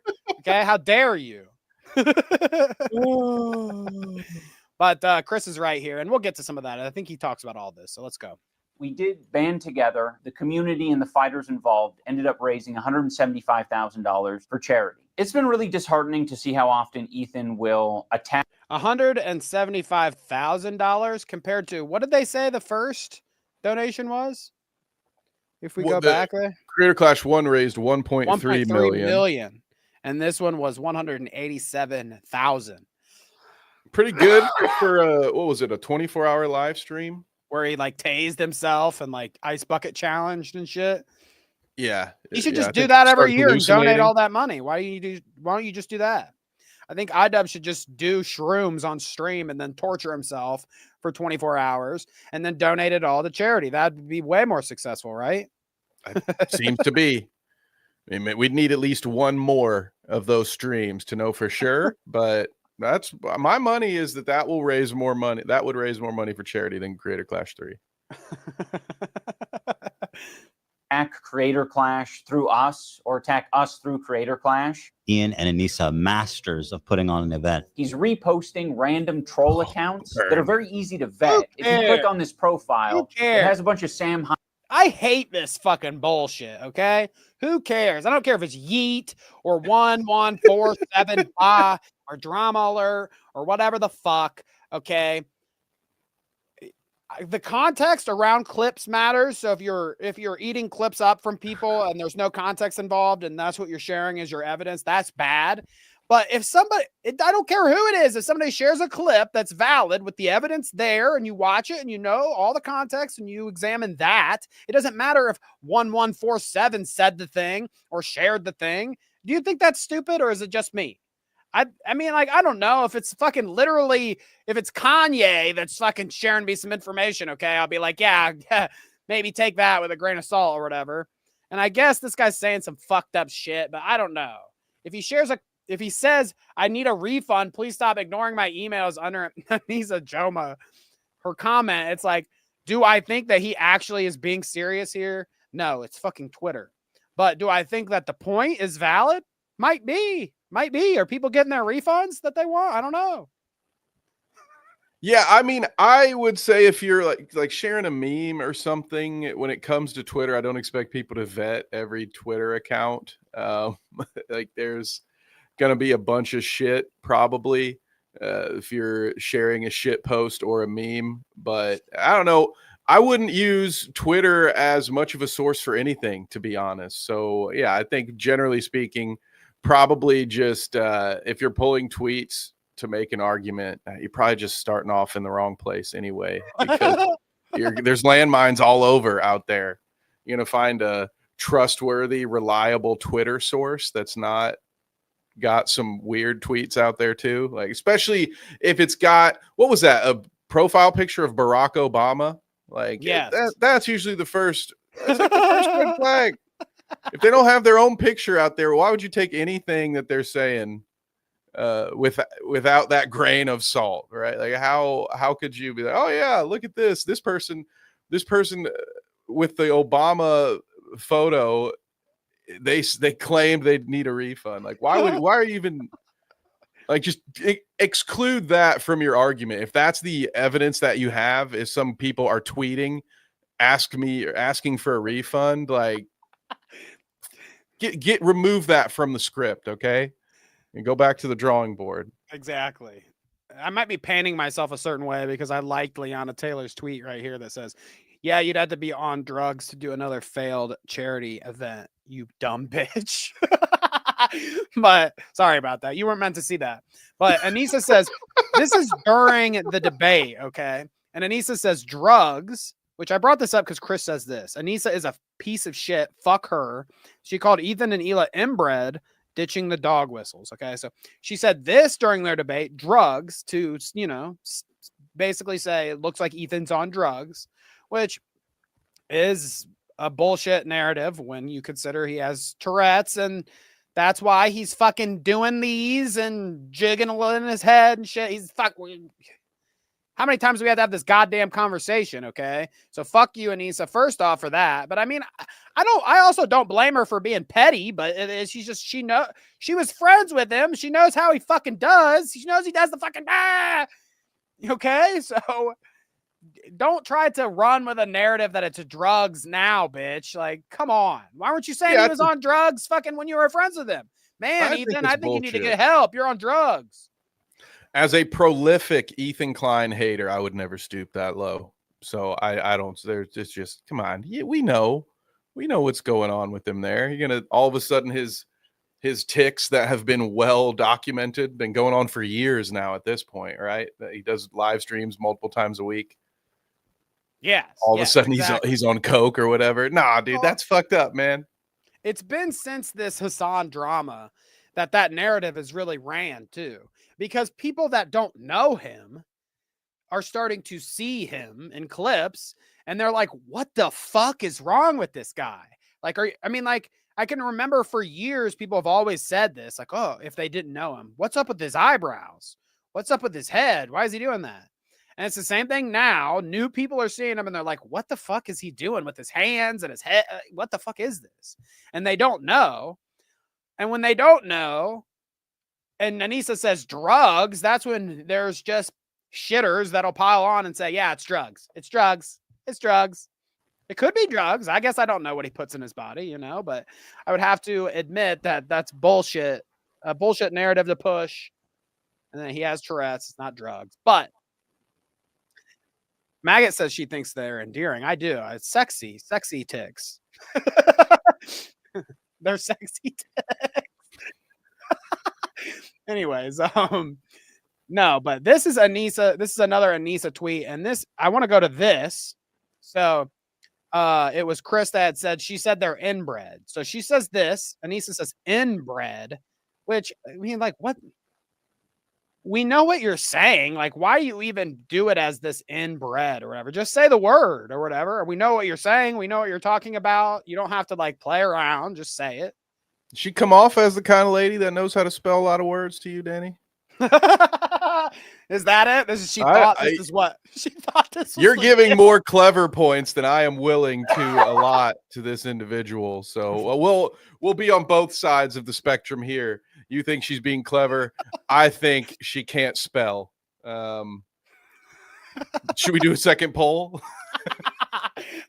No, that's fine. I'll go with the one that you said. She can't spell. Whoa, I didn't say sexy. That's all you, buddy. Maybe she thinks inbred is a type of bread. Okay, fair enough, I guess. Well, yeah, okay. Wrong kind of bread. Next thing you know, married to your cousin. But Ethan obviously responded to this on his Instagram story, as he does, and you can see he says, ... is where you'll find your next meal, because you guys will soon not be able to afford food as you inch towards bankruptcy. Okay, so ooch, that's a little fire from Ethan. Okay, I mean, if she's gonna call him inbred, then I feel like he can say this, and that's good. Okay, you can say that. That's fine. Tell them that they're gonna be bankrupt because they suck. But then Anissa says this. Hey, baby girl. Oh, God. I know you're so desperate for any crumbs from me, so here's a really big piece of fuck you. We are not financially tied to this event, and even when we were, we had it structured to protect us and the charity. You have no power over us. You're just an asshole. Is she talking about like this year they do? Because I don't think that's that's not what happened last year, right? Their last creator class. I mean, it probably was. You think they paid that $250K out of their pocket? I mean, if their other partners who they say are now running the event had half a brain, then yes, they would have had an LLC, because that's this very reason you do. It's like $150 to make sure that you don't go bankrupt because the company goes bankrupt, and you got to sell all your assets off because, I don't know, you wanted to host a weird boxing VidCon and invited a bunch of your celebrity friends instead of focusing on making a profit. I don't know. It seems like they probably would have. Otherwise, I think Ethan would have been making content a lot sooner if they had to pay that $250K out of his pocket. Baby girl, why is she flirting? I do, dude. That is like the equivalent, a Southern grandma just saying "bless your heart," right? Where you're just like, if you don't know the code, you don't know grandma just called you an idiot. Like, oh, exactly. Bless you, simple creature. Oh, but Lizzie says, "Go Anissa," and I mean, as much as I'm not much of a fan anymore of Anissa, I guess she does win in this whole conversation, right? Because she's right. Ethan, unfortunately, is wrong in his Instagram story, isn't he? Because they are not financially tied to the event anymore, as we will see as we move forward in the content deputy here. Okay. We're almost there. Ian's about to talk about it, and we will see that they are no longer involved with the creator clash. No more Harley, no more Lena, and no more Ian and Anissa Joma. Wow. They'll be watching from the corner now. What do they call that, Kevin? I have no idea. Are you calling Anissa and Ian cucks? What? No. I don't even know what that word means. Anissa and I. Come on, dude. You're one step away from calling me a cuck. Just take the plunge. He's highlighting this post that equates creator clash to a... Kevin, I had no idea that you were going to call Anissa. I mean, you must have knew. You must have had, did you have that planned or something? That you were going to call Ian and you were going to make an Ian and Anissa joke about being a cuck We start the video and he says, "You were 2 seconds away from calling me a cock." That's just one of those happy coincidences. I love Danny. that. We are in tune with the universe today. I guess. I love that. So this is Harley dropped out 48 hours ago. Lena dropped out 24 hours ago. Website is unchanged. No announcement on socials. And Anissa is active on socials talking about going on vacation. Ticket sales are still open with no announcement. Is Creator Clash just Ian and Anissa's version of a crypto rug pull? And Ethan says, our silence means something. That's a quote from Ian. Interesting. He's unhinged right now. It's Is this a crypto rug pull? Calm down. Calm down, AI generated TikToker version of Ethan. Just relax for a second. Is this a crypto scam? Yeah. The thing that lost them $250,000. They're doing that as a rug pull. Yeah. I mean, sounds like they got rug pulled. That's stupid, right? Yeah. Sounds like they got rug pulled. To a crypto rug pull. He's saying the event is going to be worse than TanaCon. That was probably good. Their failed event. Don't worry, Hila. I'm not going to blame you guys for anything Creator Clash related. I know you're terrified of taking accountability for anything, so that will rest solely on my shoulders. But I can't speak for the internet. The internet might actually blame you guys for it. Now, with this recent revelation that people are just going to use Creator Clash to attack Anissa and I, Anissa and I have decided to step away from Creator Clash. It's good timing. What? Did you hear, Kevin? Did you hear it? Did you hear it? Ian and Anissa have decided to step away. Decided to step away from Creator Clash 3. Okay. After the recent drama. So there it is. Yeah, they say, the car is on fire. Maybe we'll just walk the rest of the way. But I can pull the fucking ripcord. I want to go back away. I want to go back here real quick and ask you specifically about what he says. Here, let's see if it's enough. Taking accountability for anything, so that will rest solely on my shoulders. Oh, right. But I can't speak. So he said that the internet is going to blame it. The internet will probably blame it on Ethan that the Creator Clash event's not going to do well. But he's going to take responsibility for all this drama and bullshit by stepping away from the event. Do you think that the internet consensus, if Creator Clash does badly, will be that Ethan Klein ruined it, or that Ian and Anissa ruined it, regardless of them separating themselves from the event? What do you think, Kevin? Well, if it ends up being true that Ethan torpedoed the whole thing, that's a bit of a double-edged sword, isn't it? Because for about a month, Ethan has been saying Nazi sword. Creator Clash is just an H3 fan meetup, right? So if it is all his fault, then you're kind of acknowledging that he was a big driver in your sales going into this thing. So if it's all his fault, then I don't know that that's the right look, but I think that it's going to be divisive. Like there's going to be, what are we still at? What's the poll at? Right around 50-50. I think there will be people who look at some of the things Ethan has done and said, oh yeah, the way he talked about it, with them talking about Lena and her anxiety and her wanting to leave the event. But at the same time, plenty of people are going to say that Ian and Anissa messed this one up again. Although this time I feel like it's mainly rests on Ian's shoulders, but who knows how much producing of these content officers that Anissa is doing. I don't know, man. I think she's the content pope. That's what the situation is. Oh, yeah. She's the content pope. So if she ever gets on here and decides to slam Ethan herself, it'll be a content pope. The content attorney general or something. Was that like a content queen, baby? Ooh, there it is. For the internet might actually blame you guys for it. Now, with this recent revelation that people are just going to use Creator Clash to attack Anissa and I, Anissa and I have decided to step away from Creator Clash. We have relinquished control to our business partners who ran the previous 2 events. They're very capable. They know he's so lazy. He won't even remove the background on that image, Dan. Like, come on, dude.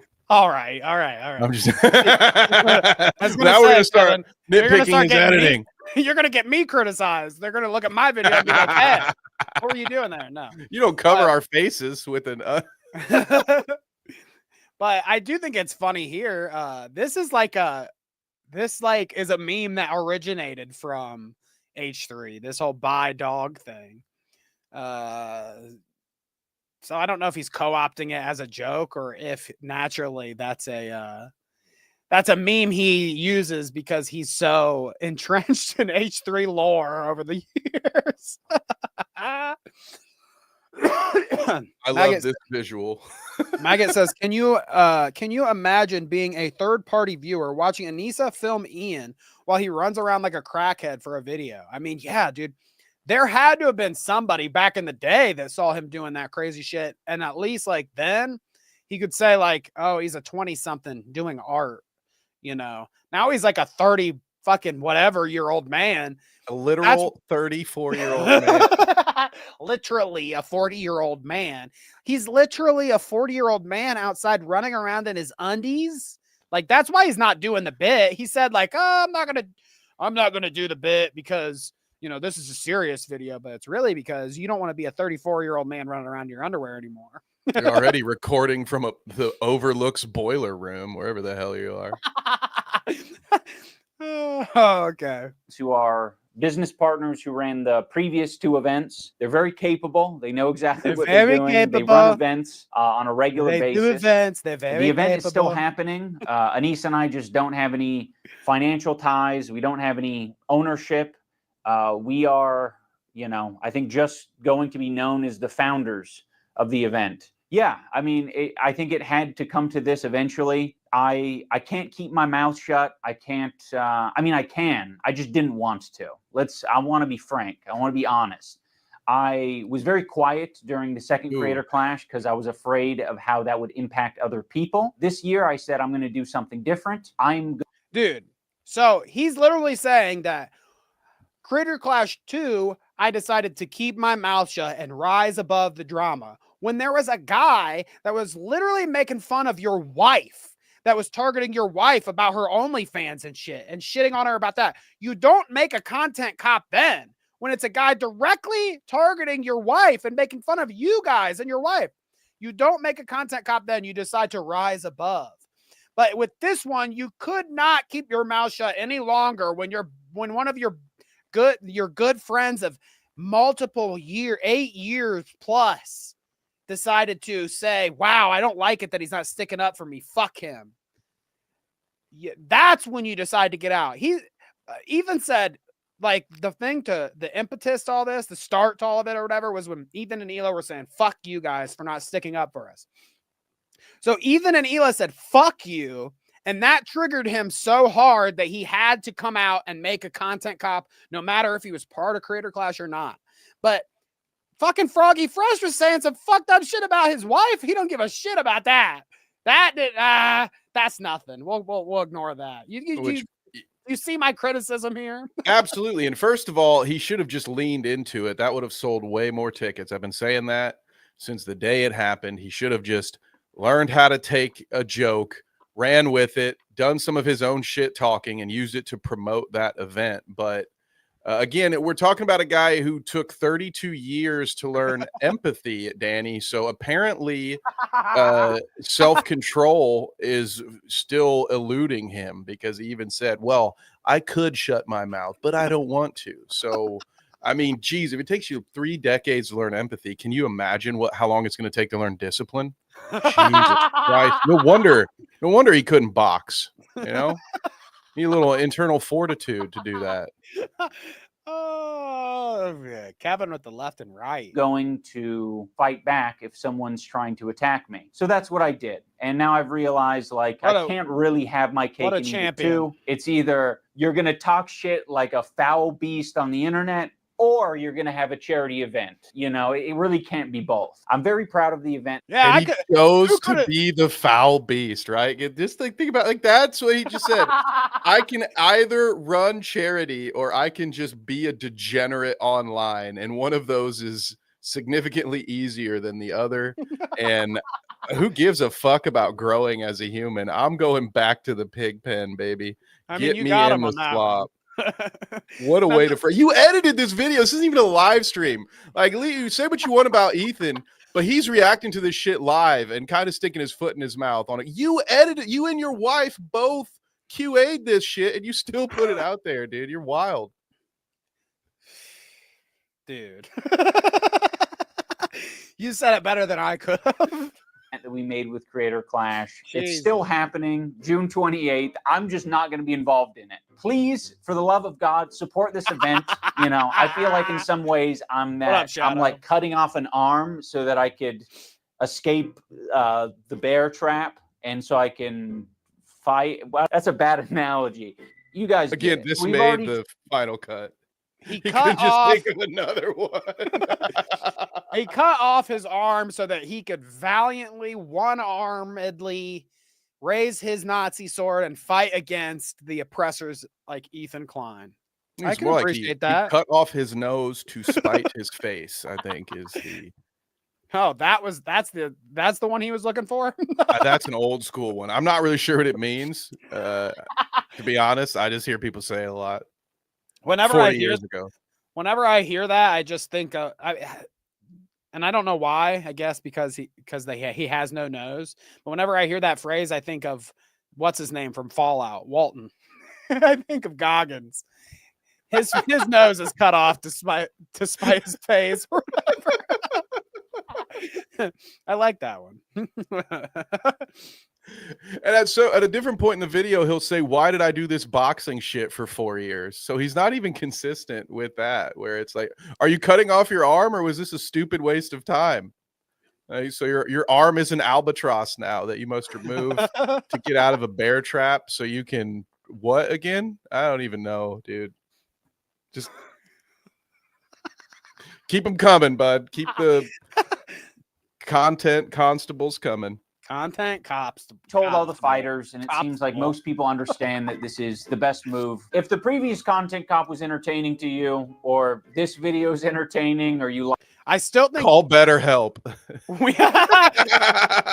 We haven't watched this entire video yet, but I still think this is much better than the content cop.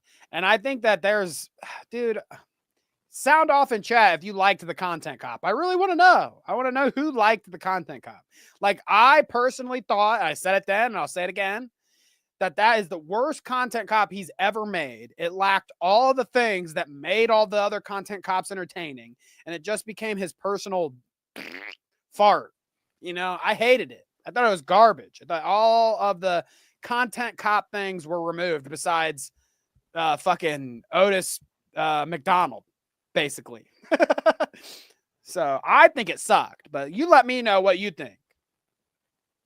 It was more of an Idubbbz complains video, wasn't it? Which were never my thing. Idubbbz ranks Cheetos. Like the message, the best thing that you can do for me is to support Creator Clash. Buy a ticket, buy a pay-per-view ticket, an in-person ticket, or donate to the fundraiser. I just want to see this event do well. You know, I didn't try this shit because I thought I was going to be a good boxer. I didn't think I would be an awesome event organizer. Yeah. And you know, now I'm finally back to where I started, which is making fucking content cop videos. I don't want to make this too ham-fisted, but I kind of do want to make it ham-fisted because I'm like, I spent my last fucking 4 years working on this stupid boxing shit. I mean, it was worth it, absolutely. You mean your right arm? It's crazy that I've just returned to content cop. Having said all that, it is kind of fun. At least he recognizes that. What a moment of clarity. It was one of these. It was one of these.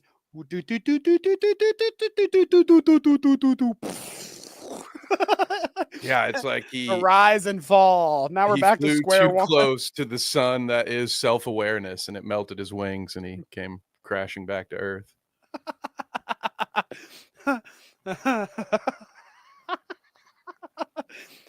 Yes, I agree. Maggot says the content cop was literally just a response to Ethan's Hasan content nuke. I mean, that's what it was. Essentially, it was a content cop written by Hasan, right? I mean, that's how I felt too. Like a little bit of that. There was definitely influence there. I mean, he had him in the video, for God's sake, so I guess. I agree. The cigarette part was peak. Made me want to smoke one, that's for sure. You fucker. That makes the video actually even worse now because you're lighting up cigarettes. And I can't have one. This is just for you, Danny. Creator Clash ticket link down in the description. So there you go. Go buy one if you want. Buy tickets, support the charity, support the fighters, and have a good ass time. I mean, ultimately, I think it's a good thing because I think I am meant to roll around in shit. I think me and Ethan are both meant to be rolling around in pig shit all day long. And other people are meant to do boxing or debating or whatever else. Ethan and me, pig shit rolling around type of fellas. And yeah, I love this clip, but one of, maybe there's more, we'll keep watching, but I actually agree with him. I 100% agree with him. That they should be. I think that he's exactly spot on with this. That's why everybody liked him in the first place. Him and Ethan both. Like, obviously there's always evolving that happens. And I think that Ethan still does the same thing. He still rolls around at slop. I mean, that's why this is all so messy. But yeah, I think Idubbbz just forgot. Like, yeah, that's why people liked you. Because you were a fucking sloppy, messy YouTuber that did fucking dumb bullshit on YouTube. Yeah, go back. I mean, yeah, people will like it if you go back to that. That's what made you in the first place.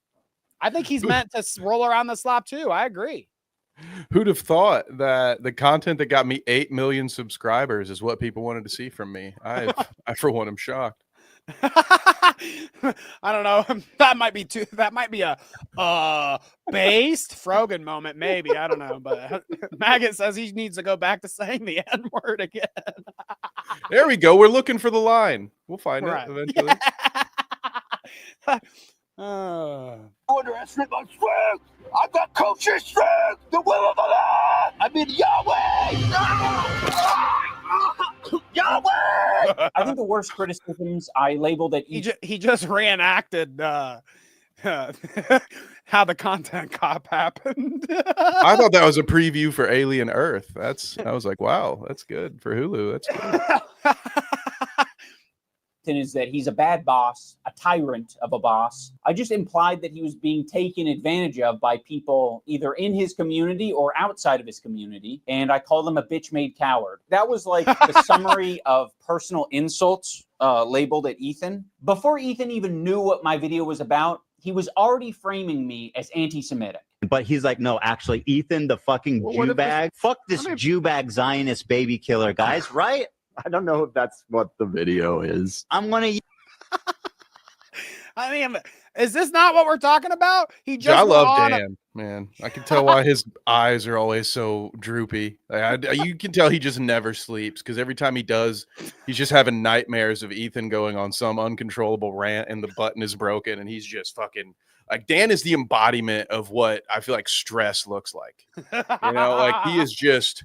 Holy fuck, I haven't slept in weeks, and this guy won't fucking just chill ever. He's always at an 11, and it's my job to reel it back in. He forgets stuff he said 3 days ago, and I got to say, actually, Ethan, no, that is what you said. Poor fucking Dan, dude. He is an absolute trooper. Chris says, considering Anissa's comment after the debate, was he wrong? I think not. But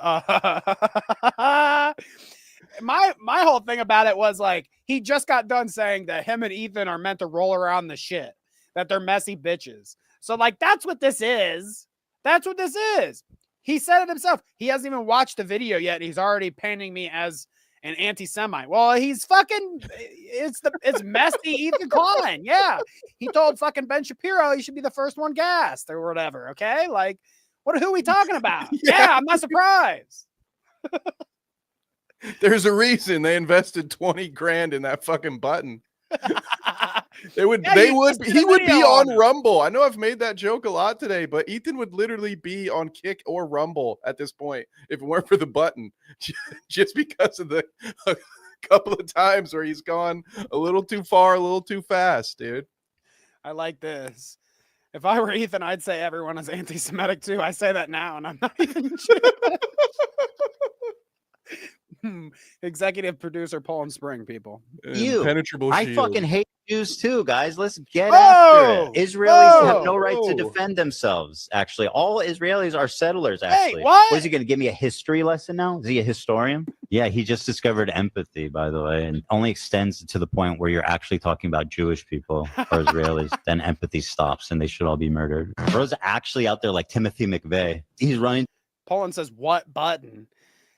On their show, on this H3 show that Ethan, this dude down in the corner, is on right now, they have a, like, it's like the classic thing on TV where they have like a 5-second delay, kind of. So if somebody says the N-word or dies or something, they can like, oh, okay, we cut that out.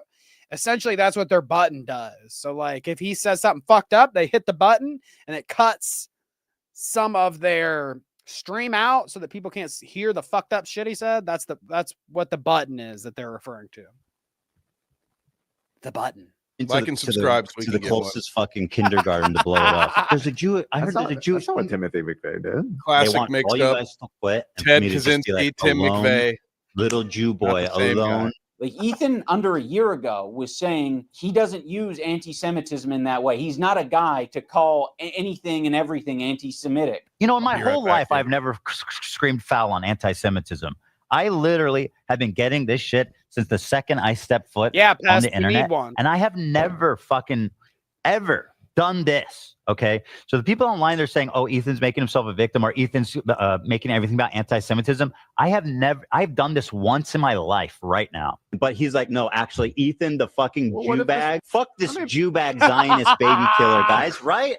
I don't know if that's what the video is. I mean, I get that he's scared and offended, but this was the whole fucking point of my video, Ethan. I was saying that you shouldn't be doing this. It led to me making this video in the first place. I don't know. I don't know how I feel about it exactly, but I just feel like his bickering about it is a little more valid now since they're like people set like the shit that's going on. He may be seeing everything as anti-Semitism, but it's a little more valid, I guess, because he's fucking getting mailed skulls and shit like that. Poland says, why did that man have bows in his hair? I don't know. Why do we do anything here? Why do I have Bob Ross behind me in the studio always? It's because I want you to have a happy day drawing some happy trees, you know? You were triggered by this CPS harassment thing, and then you immediately equated Anissa and I to it. That was sloppy, and that was horrendous, and it was horrendous for us. And now you're doing it again. I'm going to watch it live. Should you? Yeah. I mean, I don't care. But like, why? I just don't think, I feel like you're going to get really emotional and say something you regret. Well, I've got the button. Like, I know you don't have a problem taking it head on. But I just feel of course not. Because I know that you're understandably upset. And I feel like it might be a little. Do we wait to talk about it or you want to talk about it? You should do it off stream. Because I don't know, this escalated initially because we were live and you guys were heated about, I forget what it was. I just think it might be wise to watch it, think out your thoughts, and respond in a calm way. Because there's no chance that you don't get heated. I don't need to fucking pre-watch this. I don't need someone else to hold my hand through it. Like, I'm ready to take on anything that these people have to say about me. He's like, no, actually, Ethan, the fucking Jew bag. Fuck this. I don't really get his edit here. putting these next to each other, but I do think it's funny. Obviously, the whole crew is going to advise him not to fucking get messy and shitty and react to it live because he's going to say things like Kevin was saying earlier. He sticks his foot in his mouth. He's going to say some dumb shit. But I also like it better when he reacts to it live because it is messier that way and fun. More fun for us. Yeah, you're going to get those unfiltered moments. Kevin, why don't you take a peek at chat real quick and we're going to be staying a little longer today. We're going over the 2-hour limit just a bit to get through this video. So bear with me and Kevin, but I'll let Kevin chat with you on the in the chat here real quick. He's gone. Well, while you're away, Danny, we're going to try to book you for Creator Clash 3. It seems like Danny versus Trisha Paytas is winning right now. We'll see. Everybody's money is on Trisha. Well, I for one, I would book him in a wrestling match. That's where I think Danny has a future in the world of pro wrestling. He could be like a Jimmy Hart type manager. You see Danny just running around with a megaphone, just yelling at people, pissing them off. He'd be great at getting heat, as they say. I think Danny could walk in to any independent wrestling show and immediately get those dudes to hate him if given the right gimmick and a megaphone. If he can just yell whatever he wants at those folks. What else does chat have to say? Kang says Danny should fight Ian. Okay. I would love that. I would do it. Okay. Honestly, seriously, if I had the opportunity, okay, if I had the opportunity, I would start training now and only train up till the fight, and I'd still fight him. And I'm sure he's way more, refined and trained than I am. I'd still fight him. My advantage is my head hasn't been rattled around for 2 different creator clashes like his has. I mean, clearly it's having an effect on him as we're watching this video. Oh, I think he'll talk about that at some point. But let's keep it going here. Here, I'm also going to turn it up a bit. Let's boom. Be time efficient here. This Jew bag Zionist baby killer, guys. I'm one of you. I fucking hate Jews too, guys. You attacked us, so I attack back, and now you're acting. Hey, me versus Boblocks can't happen because I don't hit women. Surprised and shocked, and you're doing it all on your podcast. Right. Does he subscribe? Is that what's going on? I don't know what's going on anymore with Boblocks. Okay, so if he's like whether he's a guy or I'm using the right pronouns or what, I don't know, but I respect him enough and his makeup on Instagram to not want to punch him in the face. Okay. Clearly he wants to keep the money maker pretty. So me versus Boblocks can't happen unless he's ready to get rough. Me and Boblocks can get phrasing. Unless Boblocks is ready to get rough, me and Boblocks can get rough, baby. Come on, Boblocks. Let's fuck around. You want to fuck around, man? Even better, yeah. I'll fight you at Creator Clash 3 is what I mean. That's what I mean, okay? It's nothing else. Don't take that out of context, okay? Podcast live. So naturally, you reacting live is you having an emotional reaction and seeing things that honestly are scary. I just said I vented about them not defending me. What the fuck is he like? He's actually losing his shit and I just can't believe it, dude. Should you call him up? So go fuck yourself. I agree. Farewell. He's about to show all these clips of venting of Ethan. And honestly, and Kevin, you can tell me after we get through all of them, but to me, this is venting. Like if one of my buddies was saying this about me, being critical about me for something that I did or whatever, and I hear them say it the way that Ethan and Hila are about to say it, like, I'd be fine afterwards, okay? I don't know. This is venting to me. If they would have said, like, Ian and Anissa can go, they say fuck themselves or fuck you or whatever they say, and then they say, like, I mean, I don't know. Just saying fuck you just isn't that bad to me. I've said fuck you to people all the time. I say fuck you to I've said fuck you to Kevin before, probably. Come on, Kevin, fuck you. I've told very close friends to fuck off. I actually had to train that out because I learned the hard way that was maybe a little too strong to use. I'd be like fuck off, on to the next point. But you just told me to fuck off, dude? What the hell? I'd be like, oh, my bad, dude. I just meant like shut up. I guess that's not much better, is it? Okay, all right, we'll walk it back. But okay, let's listen. Is this the most terrible venting you ever heard, Kevin? Whether friends who are so happy to be friends as long as they're getting something out of it. Ian sucks for the same reason right now. He could say something spineless. Our POV is like fuck everybody, and I don't want to hear any excuses. You're not my friend, and you never were, and you never will be. You never will be.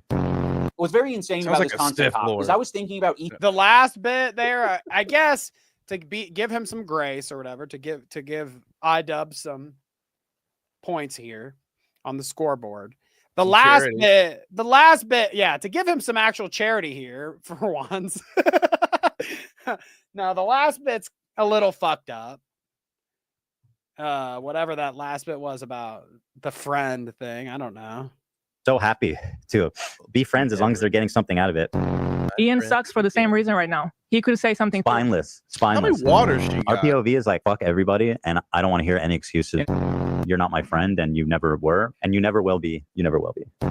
Was very like that part there. You're not my friend. You never were, and you never will be. Is like is a lot, because they hadn't even talked at this point. There was no content cop at that point, I don't believe. So like he was just saying all that based off of their lack of saying anything. You know what I'm saying? Like, we can never be friends again because you haven't said anything at this point. The reality of it is, I think if after Ian and Anissa saw that, if they came out and said, you know, we're sorry that we didn't immediately come to our friend's defense, and we think that all this shit that's happening to him is wrong and blah, blah, blah. If they would have done that after they saw this clip here that he just showed, I think that the beef would have been squashed. I think that Ethan wouldn't have been truthful in his last statement there. I think they would have been friends again and would have remained friends in that case. And that's what he wanted. But the way he said it there is like, no matter what you say at this point, your silence means we're never going to be friends again. I don't necessarily think that that's true, what he's saying there, that he really feels that. But then again, he said it, not me. So I do agree with Sleek. You're not my friend and you never were. The last time I heard that, Danny, my friend Chris said those words to me on the school bus on my way to 3rd grade because I decided to trade my Sammy Sosa rookie card to another kid in the neighborhood. And he said, "You're never my friend. You're never going to be my friend again." But again, considering the context and the day that it happened, I absolutely understand those two being emotional. Where I still think that they messed up was that you just shouldn't go live that day. Like, that's not a day to go live when you've had, like, it sucks. It's like almost like you're punishing the victim in that case. But I think so almost all of this would have been avoided if he just wouldn't have gone live the day that happened, and then just used his podcast as like a therapy session. Again, completely valid to feel that way. But I would have let it simmer a little bit before going live. But I doubt Ethan... I love it messy. I can't wait for our debate. Very insane about this content cop is I was thinking about Ethan's feelings so much in that video. I thought about the idea of like how I shouldn't be saying the term Zionist. This is bullshit. Everything he's about to say is bullshit. Bullshit, bullshit, bullshit. Bullshit, bullshit, bullshit. You can't make a content cop. Yeah, bullshit, bullshit, bullshit. You can't make a content cop, which we know what content cops have been in the past. We know what a content cop is. You can't make a content cop on your friend or your former friend of 8 years and say that you were thinking about their feelings. Maybe you were thinking about his feelings and how they would be very negative and bad as a result of your video. That might have been how you were thinking about his feelings. But to say like you were considering his feelings while you were making the video, I just think that's bullshit. I think that's bullshit. You made the video. You made a content cop about him. It's a cop out. It was for your own good. It's just like my soon-to-be released Clout Route exposed video. It's just for your own good, man. Yeah. I'm not gonna talk to you behind the scenes in person like you're my friend and we've broken bread together or anything like that. No, I'm gonna communicate with you through a video that I can monetize. That's the right way to do it, I think. It's for your own good, Danny. Oh. For Zionism in that video, because I was like, he has explained before that that's personally insulting to him and he doesn't like that. Regardless of how true it is, I was like, I'm going to think about Ethan's feelings and not mention this. Fast forward to him reacting to my video, he's just outright calling me a fucking Nazi. Is it a coincidence that Ian really shaved his head just before doing this video and he's holding a swastika one? I mean, we can free Palestine without being a Nazi. You fucking Nazis. How about that? You fucking Nazis. How about that? Sorry, that was a reach, right? Like...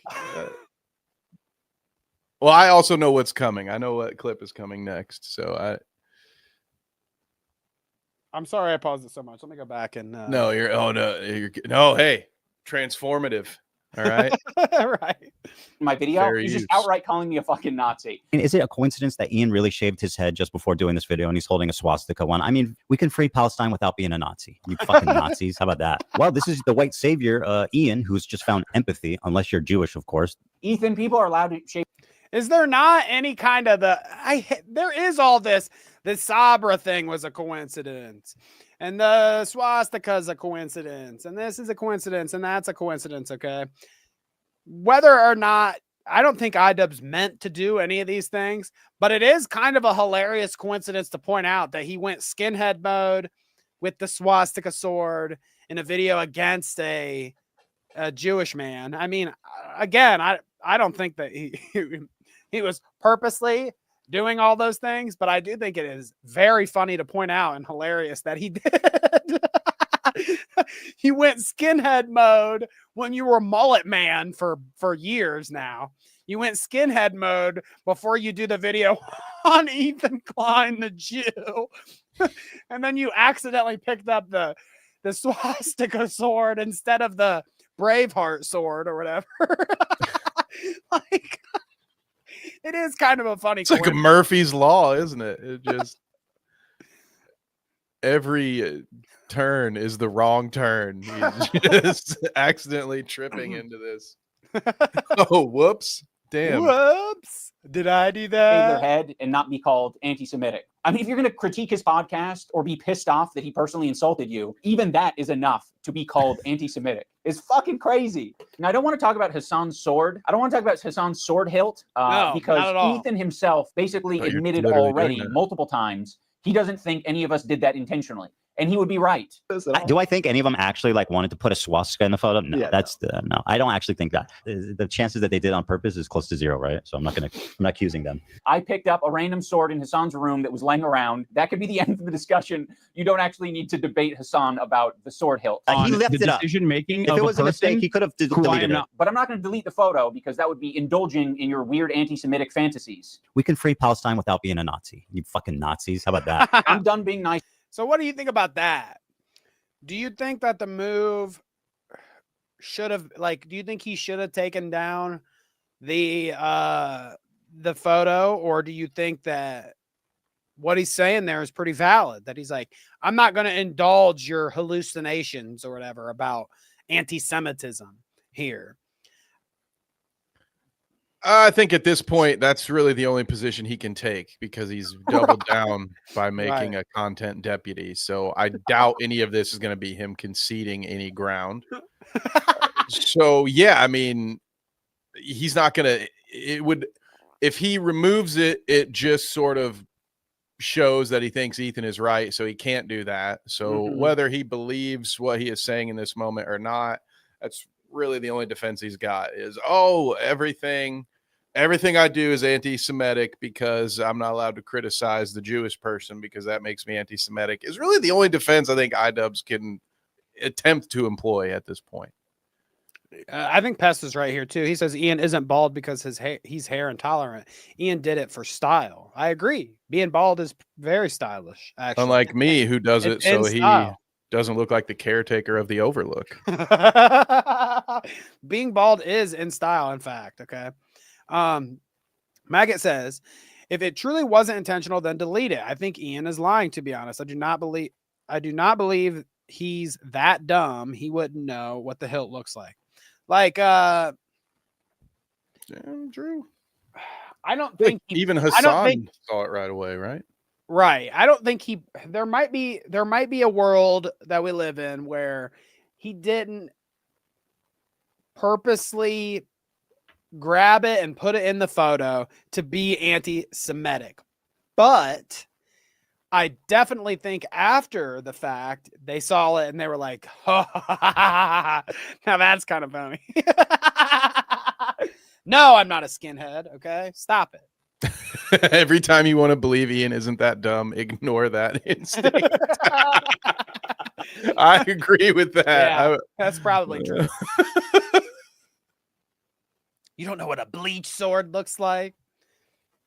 I do think that it is a interesting proposition to bring up. It was kind of the same thing when people were saying that wasn't a Nazi salute that Elon was doing. And then people are like, well, why don't you do the salute then? And they won't. I think it's funny to kind of put that same argument here where you're like, that's a swastika on that sword. And they're like, no, it's a bleach. It's the bleach manji or whatever. It's not a swastika. Yeah, but what comes to your mind first? It's like when people, I used to hear that argument. Wear it out in public. Oh, it's an old Hindu symbol. Fair enough. I get it. All right. All right. Da Vinci Code, Dan Brown. I got you. Okay. I understand. But what is it more known for at this point in history? Okay. Exactly. Yeah. If you have to go back 1,000 years to defend your symbol, maybe just pick another symbol. I don't even think plenty of them. You know, like wear a shirt with Ichigo's big fat head from Bleach on it, with next to a fucking swastika, next to the manji or whatever. Like you wouldn't do that. You won't do the Nazi salute. You won't wear the manji. I think that the fucking manji looks like a swastika, and you shouldn't be putting it in shit. Period. I think that's especially in a video critical of a Jewish man. Especially if part of your whole critique for him is that he uses his Jewishness as a shield to protect himself from legitimate criticism. Maybe you should have the foresight to think, well, let's not give him an easy out here by including a sword with a swastika on it, because he's definitely going to use that to try to derail my point. But again, as Chris said, I mean, we've already put more thought into this than Ian has. Yeah, exactly. Oops, I brought up the wrong one. Idubbbz says this is like Kanye saying it's a ghost costume. Maggot says, oh, sorry, I'm not. Have your chat drama. Oh, no. Thanks to Ethan. I gave it a chance. My sincerity and my empathy in that last video was real. I was even equating to him having crash out moments in the same way that Denims could have crash out moments. I think we're all capable of it, but he was using it in the video to suggest that I was making fun of his mental health. To my good friend Ian of 8 years, I really appreciate you weaponizing my mental health against me. To make Ethan crash out. He's having a parasocial weird crash out. People can have crash out moments. Maybe if Ethan's able to get some help. Dude, I'm not making fun of your mental health. Every example you used was me basically saying that other people are trying to affect you. It's understandable that you're going through this right now, Ethan. We all go through this. To characterize anything I'm doing as crashing out, that I need help, that I need to get some kind of treatment, is cruel and pathetic on a level I didn't think would ever be possible of doing. Every fucking example that you tried to smear me with was me actually pointing to something else that could be affecting you. He even brought up the clip of me saying, if you... I think that if you are going to make a video online about something and tell somebody that they need to go get help or whatever, they need to go get help for the way they're acting, I don't think that's something that you say in a content cop video or an H3 podcast. There's no value to telling somebody that they need to go get help. You only seem like condescending or fucked up in some sort of way. If you really mean what you're saying to a friend of yours, like you want them to genuinely go get help for their crash out moments or whatever, blah, blah, blah. That's something you say in private. You know, that's something that you would tell them in private. Hey, dude, I really think what's going on right now is fucked up. And that maybe if you saw somebody for help, you know, therapy or whatever you got to do, that it would help you through this whole thing. That's something you say at a DM in private. When you're making a video being critical of somebody and like, you know, like a content cop, I just don't think it's helpful to say, hey, you need to go get help. You need to go get help or whatever. It's like, I'm not going to take that seriously. I'm going to take, especially the person you're aiming it towards isn't going to take that seriously. They're going to take that as condescending or whatever. You know what I mean? I'd win against a gorilla. Kevin, definitely win against Tom Cruise. Quick take, Kevin. 100 humans versus a gorilla. Do you think they'd win?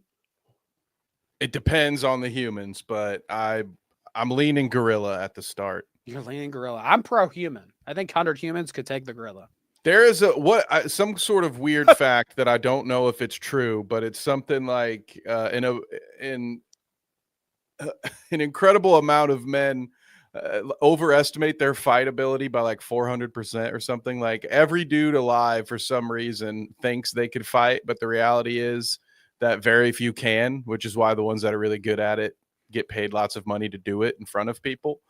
So if it's just 100 regular ass dudes, I don't know, man. I think they're getting their ass beat. What if it's 100 crackheads? Okay, well now we're going. Yeah. Is the gorilla wearing a backpack with meth in it? Then I'm going for the 100 crackheads. They will find a way. They will fucking MacGyver that shit, dude. They'll be Walter White. One gorilla that just swallowed a pound of carefully concealed and contained meth versus 100 meth heads. Quick, 100 hillbillies versus one cocaine bear. Go. It's gonna be like fucking Walking Dead. They're gonna be ripping open his stomach to tear out. Just eat it. All right, it's still good. Enough of that tangent. You get help. We all need help. Everyone We on need this planet help needs help. that. I don't care how you get it. You can wander into the bless our jungle heart. and go on an ayahuasca trip. I don't care how you get your help or what you define as help. But if it helps you, that would be good. Because right now it doesn't seem like you're getting much help. Has the ayahuasca trip actually helped people? I thought that was just like a thing that people did to, they did it and then they're like, oh yeah, that really helped me. And then like 2 months later, they're on fucking on the streets begging. That's what was always my interpretation of the ayahuasca trip. It's like the last thing you do before you really crash out. You end up in jail or something. But I don't know. Maybe it's helped people before. Yeah, I mean, you get to see Didn't your help spirit Boogie. guides like you do before you die. I don't think it helped Aaron Rodgers either. I think he's talking to the wrong elements. Yeah, didn't Boogie fake cancer after the ayahuasca trip? Didn't he become a lolcow on Lolcow Live after the ayahuasca trip? Boogie probably just did PCP and someone told him it was ayahuasca.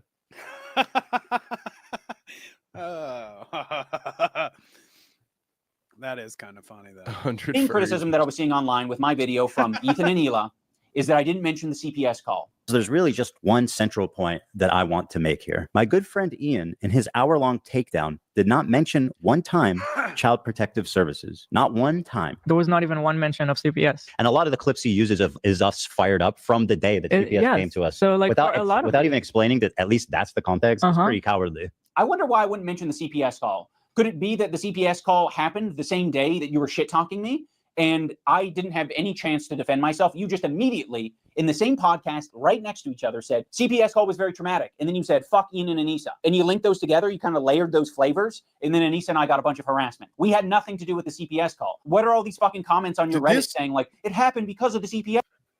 So he's saying that he didn't mention the CPS call in the video because the same video that he was saying fuck you or whatever that sparked the idea for the content cop,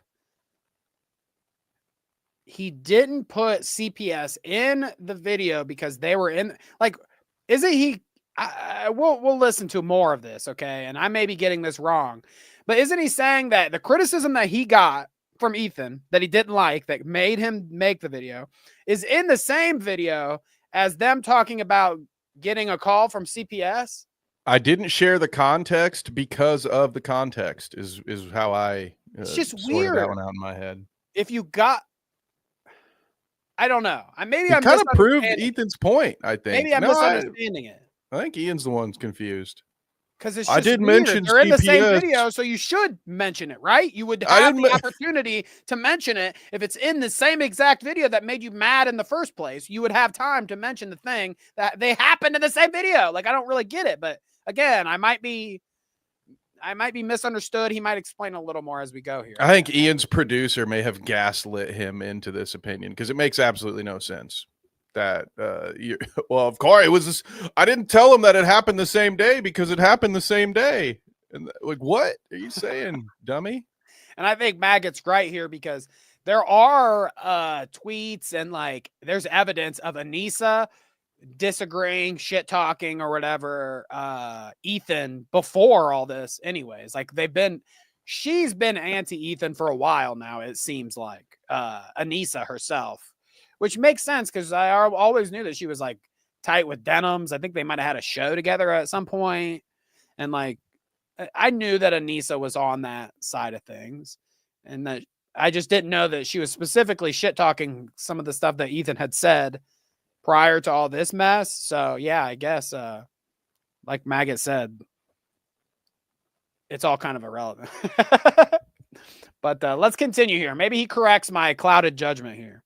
Yes, call. I don't entirely blame your audience for getting confused because number one, it's a fucking cult. And number two, you can't even get the timeline straight. So if anyone's watching your dumbass, their brain is also going to get scrambled. Be friends as long as they're. I think that. Ooh, Danny, you're a scrambled egg. You gonna take that one lying down? Yeah, right. I think that you could say that some H3 viewers exhibit a cult-like behavior. Pest, we'll get you an invite to the new Discord there, but I think it's fair to say that some of these fans in H3's crowd exhibit a cult-like behavior, but I also think it's fair to say that you could say the same shit about Hasan. We were just talking about how his chat is fucked up with all this fucked up shit that they say. XUC thought so. So I don't know. What do you think, Kev? Probably a cult. Yeah, there's cult-like behavior, but Hasan has a cult-like behavior too. I mean, I don't know. They all have weird little niches and online, like people that simp for creators. Yeah, they do get culty and weird. Yeah, it's just back to the conversation we had before about the size of your audience when you're talking about chats becoming unruly. Yeah. Without a doubt, everybody's going to have a section of their audience that maybe is a little cultish, maybe a little too willing to have a rules for thee, rules for me approach, right? Well, I like this person, so I'm going to give them a pass that I wouldn't give my enemy a pass for because they're not on my side. All right. They haven't provided me with hours of entertainment or whatever. This stuff gets kind of parasocial sometimes, it happens. Yeah. Yeah. So I would say there's cultish elements to a lot of groups. And I think Ian certainly had some cultish elements in his audience at some point too. So again, this is just like a couple for me personally, and I'm sorry, because I know we have fans on both sides. For me, this is just two idiots chucking rocks at each other inside a glass house. That's what this whole back and forth has been for me. But y'all aren't surprised by that. Maybe the newcomers are. And for that, I apologize. They're getting something out of it. So again, he's not showing the context. What was the okay, I'll play this part. Did you guys ever find the context of what I was talking about here? Because I feel like I wasn't even talking about him. I could be wrong. I just don't remember ever saying like, if I did say that, I thought you were talking about them. About Anissa and Ian in that clip. That's the same clip of it's all the when part of the CPS same was clip. called. Yeah. Same clip. It's part of the same conversation. You completely wiped your brain of what happened during the CPS stream. That's not my fucking fault. That's no one else's fault but yours. All I wanted for you to do was say the bare minimum of like, hey, this is fucked up. This is not true about CPS, whatever, like the bare minimum. It came up because they were talking about it on their fucking podcast. By the way, they're the ones that like started this conversation by talking about the podcast. Be like, hey, I'm not getting involved. I think that was their response after you guys initially called them out. This is what I was talking about. You cannot have something terrible happen, be like, yes, let's make some content, and then shit talk your friends of 8 years. I'm so fired up, I don't even know what to do with myself, which is Wait, that's what he did. You did the same thing. You're doing it right now. We're watching you do it right now. I'm still not getting it. Danny, what are we doing I'm here? still not getting this. I'm still not getting it. I'm still not getting it. And a lot of the clips he uses is us fired up from the day that CPS came to us. For anyone confused about the timeline, Ethan was talking shit about us on his Instagram before. Wait. I want to go back. CPS came to us. For anyone confused about the timeline, Ethan was okay. This is interesting. Oh, it's like a Mad Max lore video, dude. I'm locked back in, dude. Do you think a fan made this, or did he make a fucking timeline? This is weird. I don't think he made it. I don't think he made it. It says February 28th, Froggy Tonic tweets. March 1st, Ethan begins to publicly attach this editor's statements to Idubbbz, right? His ex-editor. And then the CPS call happens on the 3rd. Okay. Was talking shit about us on his Instagram before any CPS shit. Okay. So Ian's saying that before CPS calls happen, Ethan was already on Instagram disavowing the editor and saying that Idubbbz should do the same as his friend. Okay. He was also talking shit about us on his podcast before any CPS visit. On March 7th, CPS visits. This I can't. Ethan shits on Idubbbz on his Instagram and on his podcast on the 5th, 2 days after the call happens. Well, this is, I don't get it. I still don't get it. Yeah, he talks. I still don't get it. It's breaking my brain. The call happened before the visit, so they knew that the visit was coming from the call. What does this timeline have to do? Seriously, somebody, if you know what is going on and why I'm so confused here, let me know in the chat. Ethan and Hila, and that same day they decide, let's do our podcast and let's have the topic be the CPS visit and how distraught we are about that. And then right next to that, right after it, you guys talk about me and Anissa, but you don't just talk about us. You shit talk us, and you imply that we're friends with people who are doing this, who are the ones who are harassing you. You have evidence that H3 Snark called CPS on you? Did I say that? Random anonymous Did I say that? Wait, now this is this is kind of enough. This is kind of enough. Whoopsie! Because yeah, it literally says they called, which he doesn't know that for sure, but okay, so he's taking issue with the fact that Ethan is saying that Idubbbz might have been responsible for the CPS call. Okay, now it's starting to make a little more sense to me because the CPS call happened before he started. I don't even know. He said they're primarily responsible for harassing me. Who called CPS? What the fuck? So I don't know. To be honest, I'm very proud that I didn't immediately jump to Ethan and Hila's defense, because when you look into the story, it actually looks a lot shittier for Ethan and Hila. And I do mean that literally. There was this H3 stream where Ethan was dumping as per usual. He was talking about his own health. He was talking about his caca breath, his dog having diarrhea, his dog having Giardia. Olive has Giardia. It's a bacterial infection in the intestines that makes you have diarrhea. His child running around putting things in their mouth. Sonny's crawling around. He's putting everything in his mouth. He's at that age. He has Giardia. The whole family possibly having Giardia. Oh, and now Hila has Giardia. Shut. For real? And now I think this morning I had diarrhea. Oh my God. What can I do to not get it? Yeah, I'm trying because I'm not trying to get it. No, it's extremely ridiculous to get. You have to ingest my poop.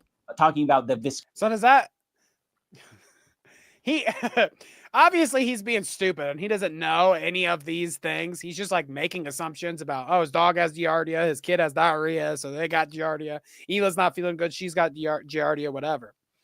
But the funny thing is that he knew he knew at this point that it is hard to get Giardia because you'd have to ingest somebody shit that had Giardia to get Giardia. So he knew that much, but he was joking about how Hila had gotten Giardia. It's like, I mean, I don't know. It's just kind of funny. He's basically saying that he knows that you have to eat shit to get Giardia. And before that, he said that his kid and his wife has Giardia. So you're basically saying that your kid and your wife ate shit somehow. And that's how they got Giardia. Obviously, he was wrong about all of them having Giardia, and it was dumb speculation on his part, the whole thing. But it is just funny to hear him say all this. He doesn't know what he's talking about. Yeah, no idea what he's talking about. Makes it sound like not only that his kid is potentially putting dog turds in his mouth, but then he goes on this like long description of, like, well, it's hard to make sure you wash your hands thoroughly if your kid had diarrhea. And that's a weird one. Like, bro, no, it's not. How long does it take to wash your hands? 20 to 30 seconds. Do it a couple times. You'll get all the shit off. I promise. You might, God forbid it take you one whole minute to wash your hands. But for me, Danny, this whole thing was it a slow fucking news day or what? Why would you share that much about your life with your audience? I agree. That is the problem. Like, to me, that's where I said before, you did all of this to yourself because what? You had nothing to talk about on your podcast. You're like, oh yeah, well, the dog's got this disease. My kid might have it. Like, I don't. I would never share that much of my life with an audience. I'm sorry, gang. If I ever have freaking chronic diarrhea, you won't be hearing about it. Okay. I certainly won't be speculating on what the causes might be. So that everyone can just kind of guess and talk about it amongst themselves. No, I don't understand how you could have been online for this long, make the audience to the size that you have, and also talk about other people online who are idiots. Like, that's part of their show too, right? Like, they criticize when people do stupid things. To me, it's one of the stupidest things I've ever seen anybody do to themselves. And then obviously, it doesn't warrant the CPS call or any of that shit. But again, it is sort of a self-inflicted wound to get this started. Like, yeah. What did you think the internet would do when you said those things? Guys, okay. Guys, last night I had a Italian sub, and man, dude, I gotta tell you, my wife even took a bite. And the reason why we were late today is because I was shitting and puking my brains out on the shitter. My wife is actually in there now. Every break that I've taken today is actually me pausing so that I can go fucking, squirt a little out. Like, yeah, me and the wife, me and the missus dusted off the Depends this weekend. Yeah, another bout of dysentery. That's what I was looking for before. Like, yeah, we're going out the Oregon Trail style, gang. Exactly. It does sound like the Oregon Trail at Ethan Klein's house. What, dude? Low viscosity, diarrhea. Oh, he mentioned diarrhea a lot. Crazy diarrheas like in the middle of the night. All the time he's having these crazy diarrheas. You wash your hands as best you can, but these are really nasty diarrhea. What do you mean you wash your hands as best you diarrhea. can? Of course, Ethan, having made so many enemies. He washes his hands as best he can, but hey, there is still some shit. Maybe you get it all, maybe you don't. What am I supposed to do? Check? Sometimes when I use the restroom, it doesn't all get off my hands before I leave. What the fuck? Like, why do you even say that? Like, that's some kind of slip, isn't it? Like, well, wash your hands as best you can, but a little bit. Palms got crevices in them, brother. How am I supposed to get in there?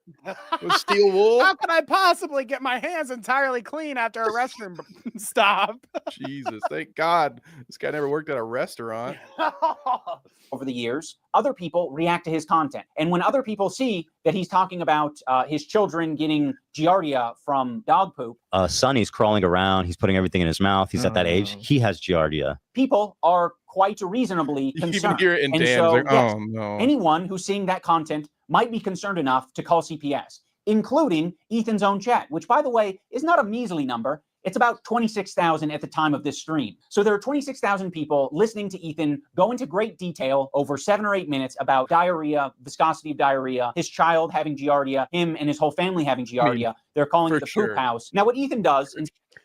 Dude, if you are a person watching a stream, I'm sorry, I guess I should just say it.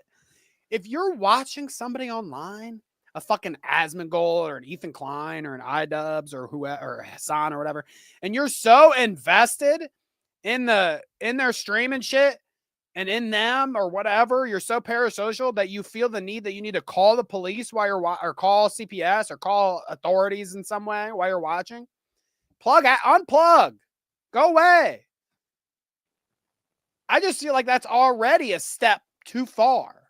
Calling, I don't know, maybe there's certain circumstances that warrant the situation of like calling authorities on a streamer somehow. I mean, like if you're, I don't know, there are certain things, I guess. Channy for Christ, right? Remember that? Remember the house tour? That's a throwback, gang, but some of you remember. That one would have been warranted. Like here's video of actual shit on the walls in the children's bedroom. Like there could be an instance, but I would agree with you, Danny. This is akin to swatting in my book. And I mean, he has maids and shit, okay? He's rich. People are always giving him the shit about how he's a rich fucking podcaster and he just shut up or whatever. Well, the rich podcaster, let's be real, is not going to have a fucking dog turdy house. Good point. A shitty house all over that is, I mean, like, obviously he's talking this shit here and it's Ethan. He's fucking stupid. He says some dumb shit sometimes.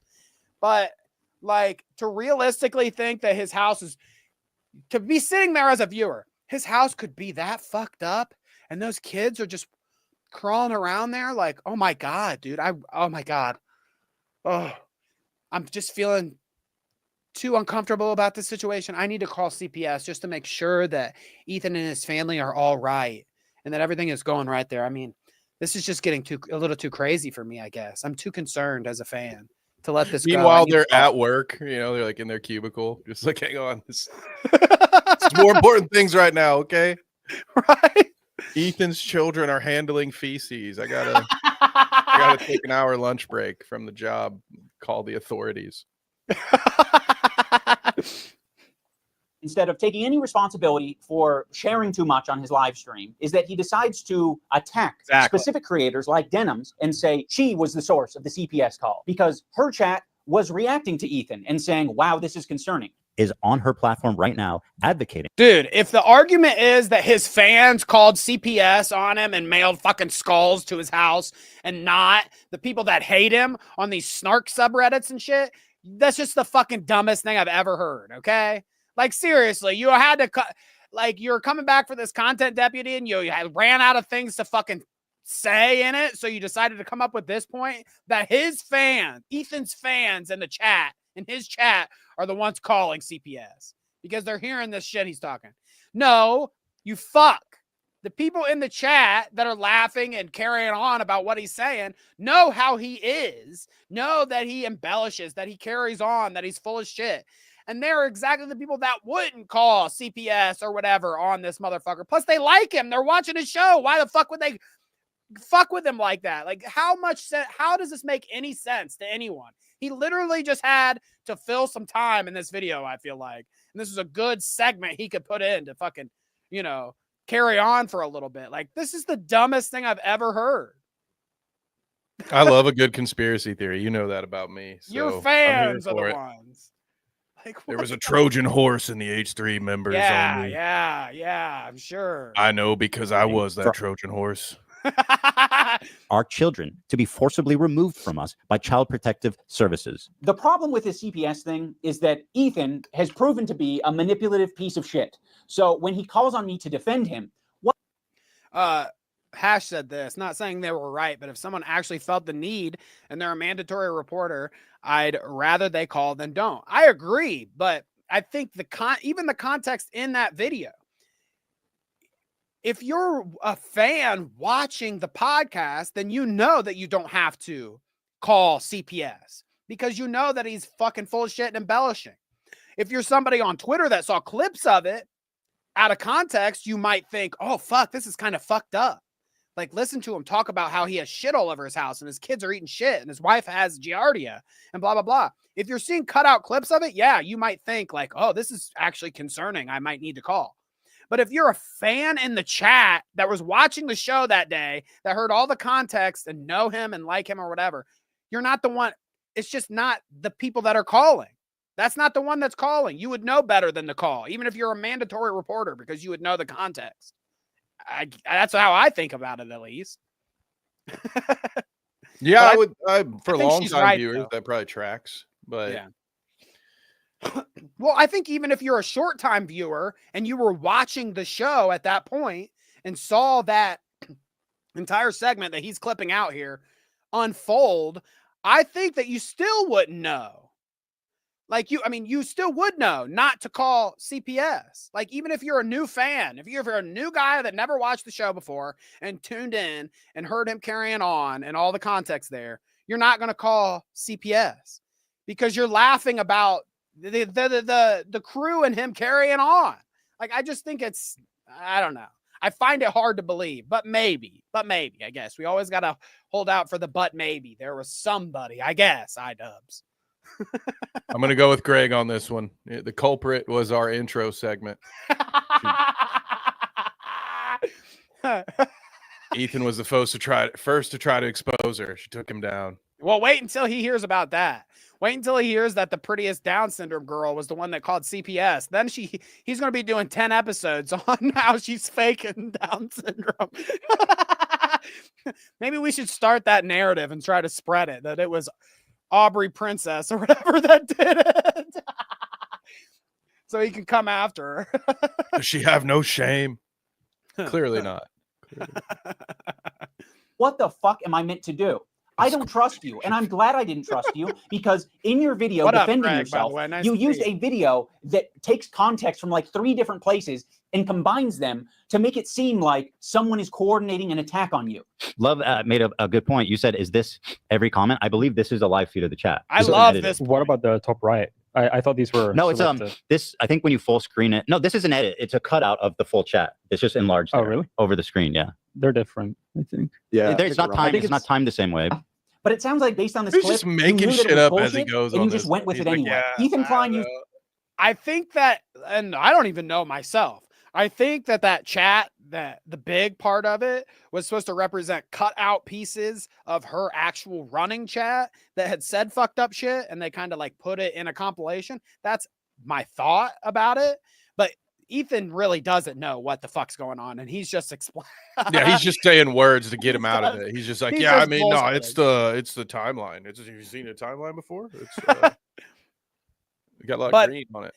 this point that he's about to make, though, about just watch here. This I think is just funny. uses this very deceptively edited video that is just like doing this smooth scroll to make it seem like that's all of Denim's chat, but that's not what it is. And then when he's called out on it, he hides it. He moves his window over the real chat. Also, he hides it. He moves his window over the chat. Okay, so you can see the actual chat up there in the top right. You can see this compilation of shitty chats right here. Okay, the big part, which is more damning, sure, than her actual chat running up there. But he says, oh, he moves his screen over the actual chat. So watch this. It's not a joking matter, by the way. It can be very severe and deadly to small children. I mean, much like many other Reading the chat, very, very dangerous. Now pay So I would attention assume to he her doesn't actually chat. have a Oh, he did it housekeeper again, anymore, or perhaps watch. he lost his extra housekeeper. So now the house is just like covered in dog shit. And he has kids, and his kids like, Why does it have to be anyone else's fault but your own? Take some Okay, so he says he's deceptively covering the actual chat with his screen so that you can't see it. Okay, Ian, are we really doing this? he has a fucking staff of people that work for him there. Okay, do you think this is a Hasan Piker stream? Do you think this is a Clout route stream where I'm the one switching the fucking screens and everything? Watch this. Oh, look what you did, Danny. How dare you? Yeah, right. Oh. But that's me and Kevin doing that shit. Okay.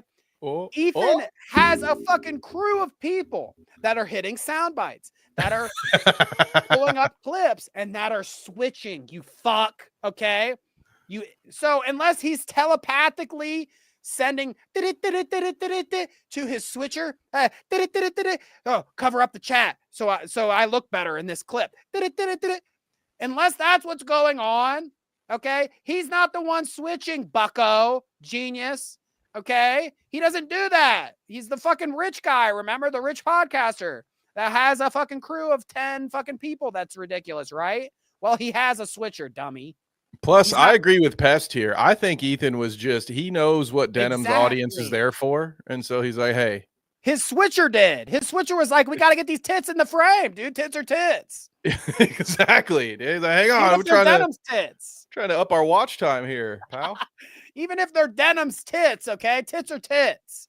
All right. And that switcher, Amen. he was like, we can't have Ethan blocking the tits out, okay? Tits are tits. fucking responsibility. It's just so bizarre that Ethan would expect Anissa and I to make a statement when Denim's herself already made a statement about it and said that she does not condone calling CPS. So we're talking about CPS. 1, I don't condone. 2, I've never condoned it, and you will not be able to find a clip of me saying, yes, we should do this, because it doesn't exist. I've literally given Ethan Klein credit on multiple times, on multiple instances, and I will do it again right now, for not showing photos of his kids. Part of my criticisms of Ethan initially was the openness. I think it's a problem that you were that open, Ethan. Well, you know, I'm very open about everything. It's part of how I wanted to conduct myself and how I wanted to relate to the audience, is to be open as possible about every fucking thing in my life. It is not strictly a benefit. Now, I think me and Kevin can both agree here. I think a lot of people would agree. That's probably not the way you should. It's a bad idea. That's It's one of probably those not the things. way you should conduct yourself. Every okay? once in a while, you come across a human being that just is obsessed with, I want to do it the way it's never been done before, without ever potentially stopping to consider, why doesn't anyone else do it that way? Maybe, just maybe there's a good fucking reason that people don't choose to be that open. But hey, you know, you gotta squeeze out 8 hours worth of fucking streaming somehow on that show. Don't they go live like 3 times a week? They're not, you know, clearly some days they don't know what to talk about. So they talk about pets and children. To each their own. I've been informed by chat it could just be a parent thing. Apparently parents like to overshare. I would say that probably tracks. Maybe, yeah. It's like, look at my kids. Look at these pictures of my kids. You hear some weird stuff at Thanksgiving where you're like, bro, I'm eating here. No, actually, you know what? I got to get a new plate because this one has gravy on my mashed potatoes, which now I can't eat because Uncle Ethan just told his Giardia story at the fucking Thanksgiving dinner table. Thank you. You should have saw the shit he took. It was all the way up his back. He's like, sometimes you wash your hands as best you can, but like, what am I supposed to do? That shit was as viscous as turkey gravy. Oh, god damn it, Ethan! God damn it! The viscosity. Oh, come on, dude. Okay, like talk about overshare. I'll never eat cranberry sauce again. Possible on your podcast. Ethan was just sharing his thoughts. What we were thinking, we were speculating. Sonny's crawling around. He's putting everything in his mouth. He's at that age. He has Giardia. We were speculating. And now Ela has Giardia. Be open as possible about every fucking thing in my life. Yeah. Really? How many siblings do you have? I don't know, dude. The internet's too fucking weird to give out all that information. Oh, you don't even want to say how many because you're afraid that it will by all means, compromise keep your talking privacy. about it. On top of Ethan character. That's the dumbest clip to add in there. He's like, look, even Bill Burr wouldn't reveal who his siblings were or whatever. That's the level of like, you shouldn't talk about your personal life online. And like, first off, he just put in the Bill Burr thing so people could be like, yeah, Bill Burr, remember that time he owned Ethan or whatever? Like, that's the only reason he fucking puts this clip in. So people can think about that. Bill Burr's surprisingly bad on his feet for a stand-up comedian. Like, just make up a number, dude. Chill the fuck out. So I got 8. Yeah, I've got 8 siblings, and we all Rochambeau for the top bunk. Like, you're a fucking comedian, dude. Make a joke. Jesus. But I'm talking about my siblings. To use that as some kind of like, this is the level actually that you should be talking. It's like, I don't necessarily know if I said like, hey guys, I have a sister, that it's oversharing all of a sudden. You best not have no siblings. Hey guys, I have a sister. Isn't that crazy? And you're like, the chat's just like, what the parasocial weirdo? Yeah. Dude has women in his family. My what a wife as loser. anti-Semitic. He also takes a dig at my tattoos. Bro, you literally look like a fucking free tattoo pack that you get for 25 cents from a windy thing, bro. Like, Ethan is exactly correct to criticize these tattoos because they do look like the tattoo pack out of a fucking quarter machine or whatever. I 100% agree. But I will also follow up that statement by saying Ethan has some of the dumbest tattoos possible. Okay, shut up, Pest. Don't even be thinking about my sister. Okay, maybe they had a point. Oh, this is why. So now Pest's gonna try to bang my Bill Burr freaked out about it. Okay, I get it now. No, but these two motherfuckers having this argument about this is the stupidest thing too. Both of them have the worst dumb tattoos I've ever seen. Ian's are more like traditional, like bullshitty tattoos. Ethan's are more personal because it's of his wife and some crayon drawings that his kids did. But I think we can pretty much both sit here and safely say both of their tattoos absolutely stupid and fucking ugly and dumb. Sorry. At least Ethan's are emotionally invested, I guess. It's his wife and his kids, but like maybe some of Ian's are too. But to try to have this argument about whose tattoos are cooler, you guys both suck. What are we talking about? I will say I always wondered who the folks were that walked into the tattoo parlor and then just picked from the book, right? Like I feel like most people when they get something inked on their body permanently, they have an idea already of what they want. They're not just flipping through a coloring book and going, "Oh, that looks pretty cool. Put that on my forearm." But here we are. I mean, we finally have found them. They are the Jomhas, and they're keeping tattoo artists in business. So we love that. We support small business here at the Clout Route. So exactly. Go get more tattoos, I would say. But I think Maggot's 100% correct. Ian bringing up the tattoo thing is so lame, bro. Like, did he really hurt your feelings that much? I think he did. I think Ethan totally did. Just what a fucking... At one point we were talking. At one point he was talking about Israel-Palestine conflict and all this drama. Ian was, and now we're talking about whose tattoos have more worth. Yeah, I'm with V-Dub. How long before they pull it out on stream and just say, ah? Well, this guy's got a small dick, okay? That guy there, he's got a small dick, okay? Mine's bigger. So I'm obviously better. We all know it's not the size of the ship, it's the motion of the ocean, right, Kevin? That's what they tell me. I just hope they're not lying. Literally, my kids have cooler fucking tattoos from Chuck E. Cheese. Bro looks like he just went to the menu and was like, I'll take that one, that one, that one, that one, that one, and that one. I have quite a few options here. I can show your tattoos in all of their glory, or I can show that your tattoo made it to the top of awful taste but great execution subreddit. I mean, I could Holy shit, dude. I could anybody. Okay, it's sentimental to Ethan. Fine, I'm not gonna fucking harp on it and say that it's a shitty tattoo forever. But I will say that a portrait. I don't care if you're married. I don't care if it's your kid. I don't care if it's anything. Portraits always suck, dude.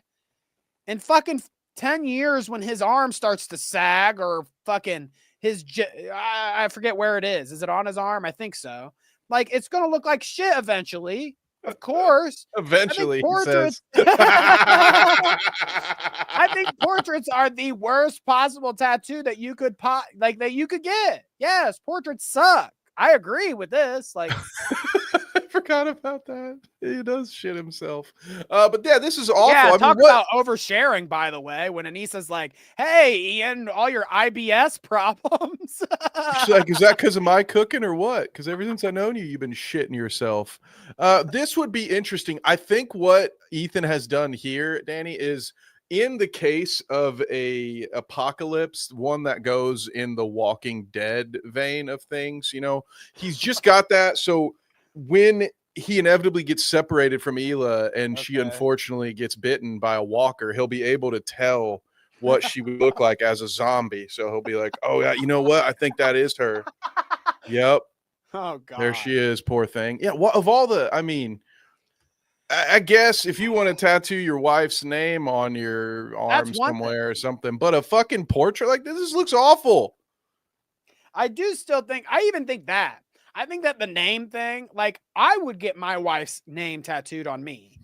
Sure I don't even have a tattoo, but I don't even have a tattoo. Let's be clear, but I would get my wife's tattoo or my wife's name tattooed on me. I don't think I'm going to break. I think my wife and I are going to be together forever. And I wouldn't mind doing that to myself. I haven't, but I wouldn't mind it. But out of all the advisable tattoos, you know, portraits of somebody and names of your lovers or whatever, you know, it's like, there's always a chance that you separate or you leave or something happens with this person or whatever. So like, it's always the worst tattoo to get no matter what.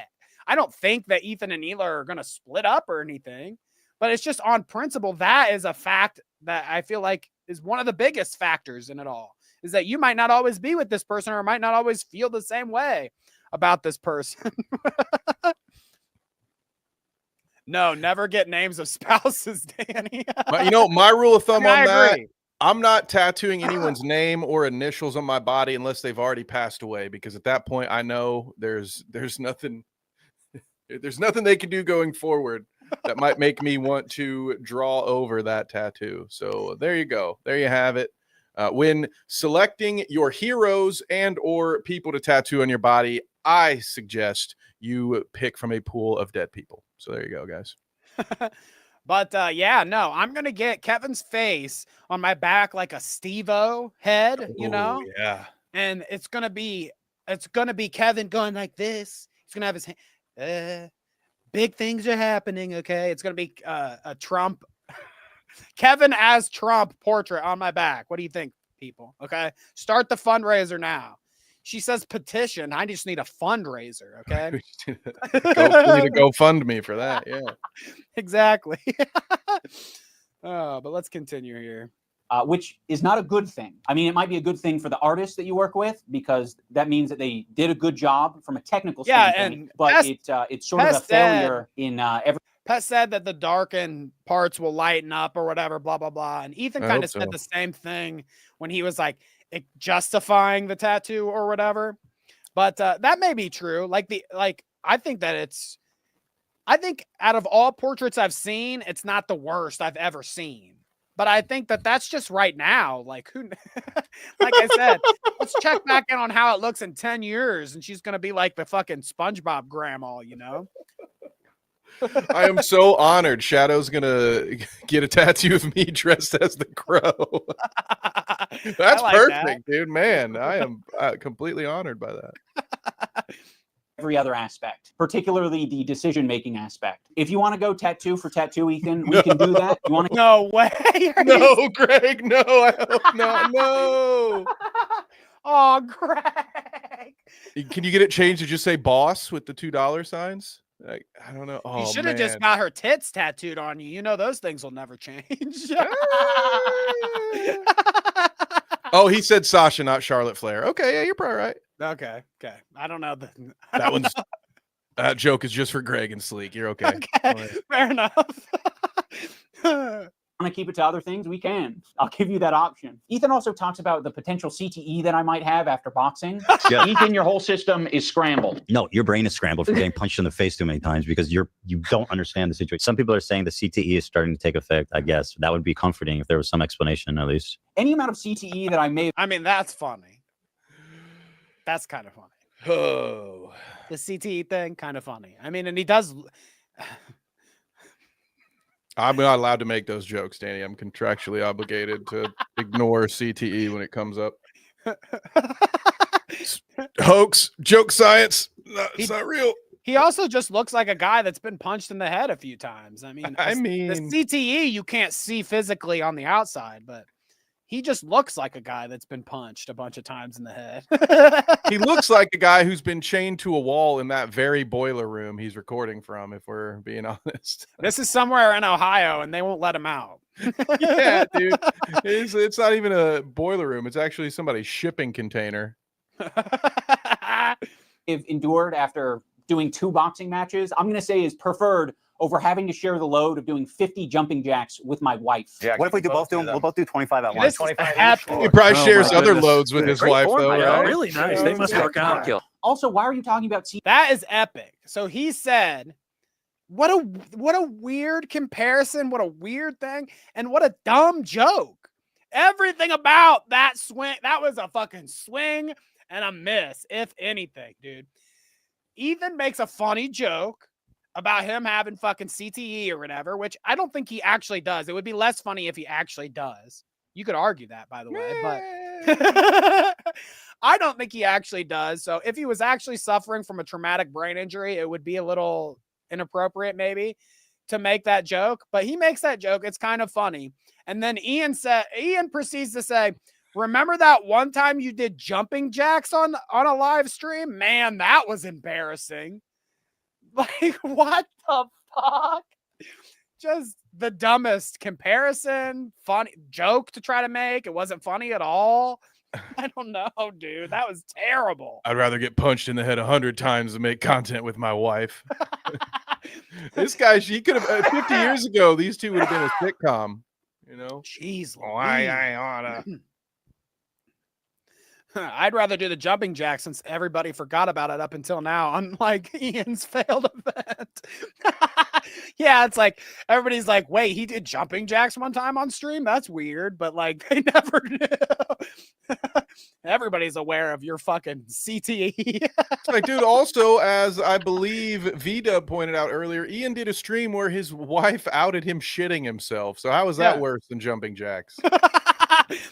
What about that one time that your wife told everybody that you have IBS and you're constantly shitting your brains out? CTE at all. Like, you've continually illustrated that you can't keep track of anything. It came up because they were talking about it on their fucking podcast. By the way, they're the ones that like started this conversation by talking about the podcast. Be like, hey, I'm not getting involved. I think that was their response after you guys initially called him out. He can't even keep straight who attacked who first. So I guess that's part of that argument he was making earlier, is that he started bitching at them before I don't know. I still don't get it. He thinks that our podcast where we're expressing sympathy for him and Hila was the impetus for him talking shit about us. Okay. I much prefer boxing and do CT. than harassment-induced CTE.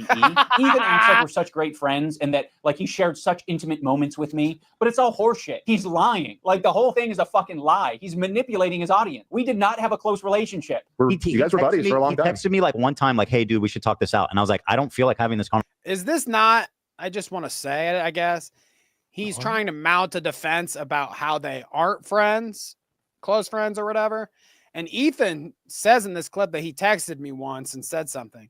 And then he puts this text down here, Ian does, that says, I texted him 5 separate times. Totally not his friend. Well, right. Aren't we kind of like moving in the opposite direction then? That you're texting him all the time? Are you not tight then, or are you tight? I don't get it. God, I feel like we're getting an insight into an argument between Anissa and Ian. Can you imagine what their fights are like? They're just yelling at each other in the kitchen. Everybody's just going in circles. By the time they're done, nobody even remembers what they were upset about because they're just every point they try to make, they counter themselves as they go to explain their point. Like, what do you mean? We're not close friends. I just text you 5 times asking you to talk. What a bullshitter. We never had a close relationship. Like, what? How is this proving the point you were just trying to make? Right. I don't get it. I'll speculate that they're not even, that Ian and Anissa at this point are probably just roommates. They're not even fucking lovers anymore because after their just complete failure and the dismantling of his career, you know, I feel like there's enough bad blood between them that, yeah, they probably just live together. that separate bedroom life. Conversation right now. That's it. So Ian kept trying to get me on the phone or text with me. And I told him, dude, honestly, I don't feel like having this conversation right now. Okay. Fair, right? I just didn't want to do it. Okay? Just in that particular moment or like at all? Well, it turns out I didn't want to talk to him at all. Okay. If the relationship was that close, you would have talked to me on the phone. You wouldn't have shit talked me. You would be curious where my brain was at and where I was coming from. There's this moment. I do agree with this though. And I kind of said this when Hasan and Ethan were beefing too. Is that like if they were really friends, like they kept saying, they would just handle this all behind the scenes. So I think Ian kind of has a point where he's saying, I tried to handle this behind the scenes, and Ethan just said, fuck you. Now, people would argue that, okay, at that point, Ethan was already feeling that they were just going to be anti-Semitic and tell him stuff that he didn't want to hear anyways. So he decided it was useless to have a conversation with them. But I don't know. I get where Idubbbz is coming from when he says, like, look, I tried to talk to him on the phone like a real friend would, you know, about the situation. And he didn't want to. I think there's a good argument either way, you know.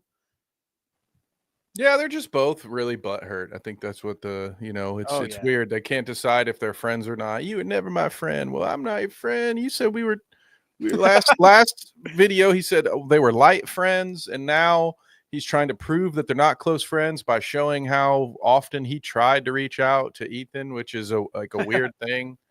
Like I would first of all, I would never text anyone, Danny or anyone. If I'm texting someone 5 times unprompted, it's because I think there's been a horrible accident. Otherwise, I ain't doing it. Right. But I'd be certainly more likely to text Danny multiple times to see if he's okay than I would, like, I don't know. I'm trying to think of somebody we've like Badwick or somebody who I've collaborated with twice, right? Who I don't know in my person. I'm not going to text him 5 times. I don't even have his number. Were you good friends or not? Like, were we good friends or not? It's like, what? I don't get that. True. But again, it's a point in an Ian video, so I don't think anyone understands it. I'm in the content cop where I'm trying to give an example of the cycle of harassment. Have you ever been in a comment section and found someone to argue with? It doesn't stop. It can literally go on forever if you don't want to touch grass. I mean, yeah, this was kind of okay. What does that have to do with me? I don't know. Are you okay? Ethan and Hila act like they have no idea what I'm talking about here. So, I mean, maybe they don't. It's a very obvious and easy to digest point. That's why I made it that way. I'm going to explain it here so everyone on the internet understands. When you have a podcast where you are constantly emotionally dumping and saying things just off the top of your head, and you're attacking other people randomly, maybe from your perspective, it's not attacking. Maybe you're just commenting on someone else's situation. He's got to be one of the most visually repulsive people. FaZe Banks, like, in my opinion, he's somewhat repulsive. I feel like he only put this segment in the video so that he could showcase Ethan talking shit about a bunch of different people so that they would get on board with the narrative that Idubbbz is trying to push. You know what I mean?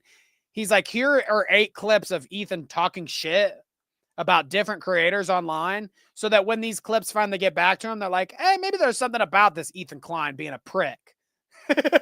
You know what I mean? Because these are probably clips that like FaZe Banks and some of these people have never even seen or heard of. And now they actually might and hate Ethan for it. And come after him. Challenge him to a 1v1 in Call of Duty. And yes, I mean, Kanga says, no offense, Ian, but that's all you and Anissa do on your shitty couples podcast. I mean, it's literally called She Ruined My Career podcast or whatever the fuck. Okay, we've been here before. Yeah, we've had this conversation. Fucking emotional dumping is what is the name of, might as well, it's a better name than their podcast right now. And emotional dumping with Ian and Anissa would be much better. In my opinion. I just call it the dumpster fire and move on. The dump. To look at. And be pedophile. Pirate Software was like weird about that. Look at my old voice, so lame. What an obnoxious loser. She goes, I can't believe these people are so obnoxious. And he looks like an idiot who's obsessed with me, dude. But what happens when other people comment on? I hope nobody ever does this to us, Kevin. Right? Ian has a podcast. Yeah, right. Nobody. You could never. First of all, you could never clip us out of context to make us look bad. No way. There's just no way. A compilation that's just a string of us talking shit about every creator we've ever talked about. We'd be pretty fucked. I mean, hey, hats off to you if you got that kind of time.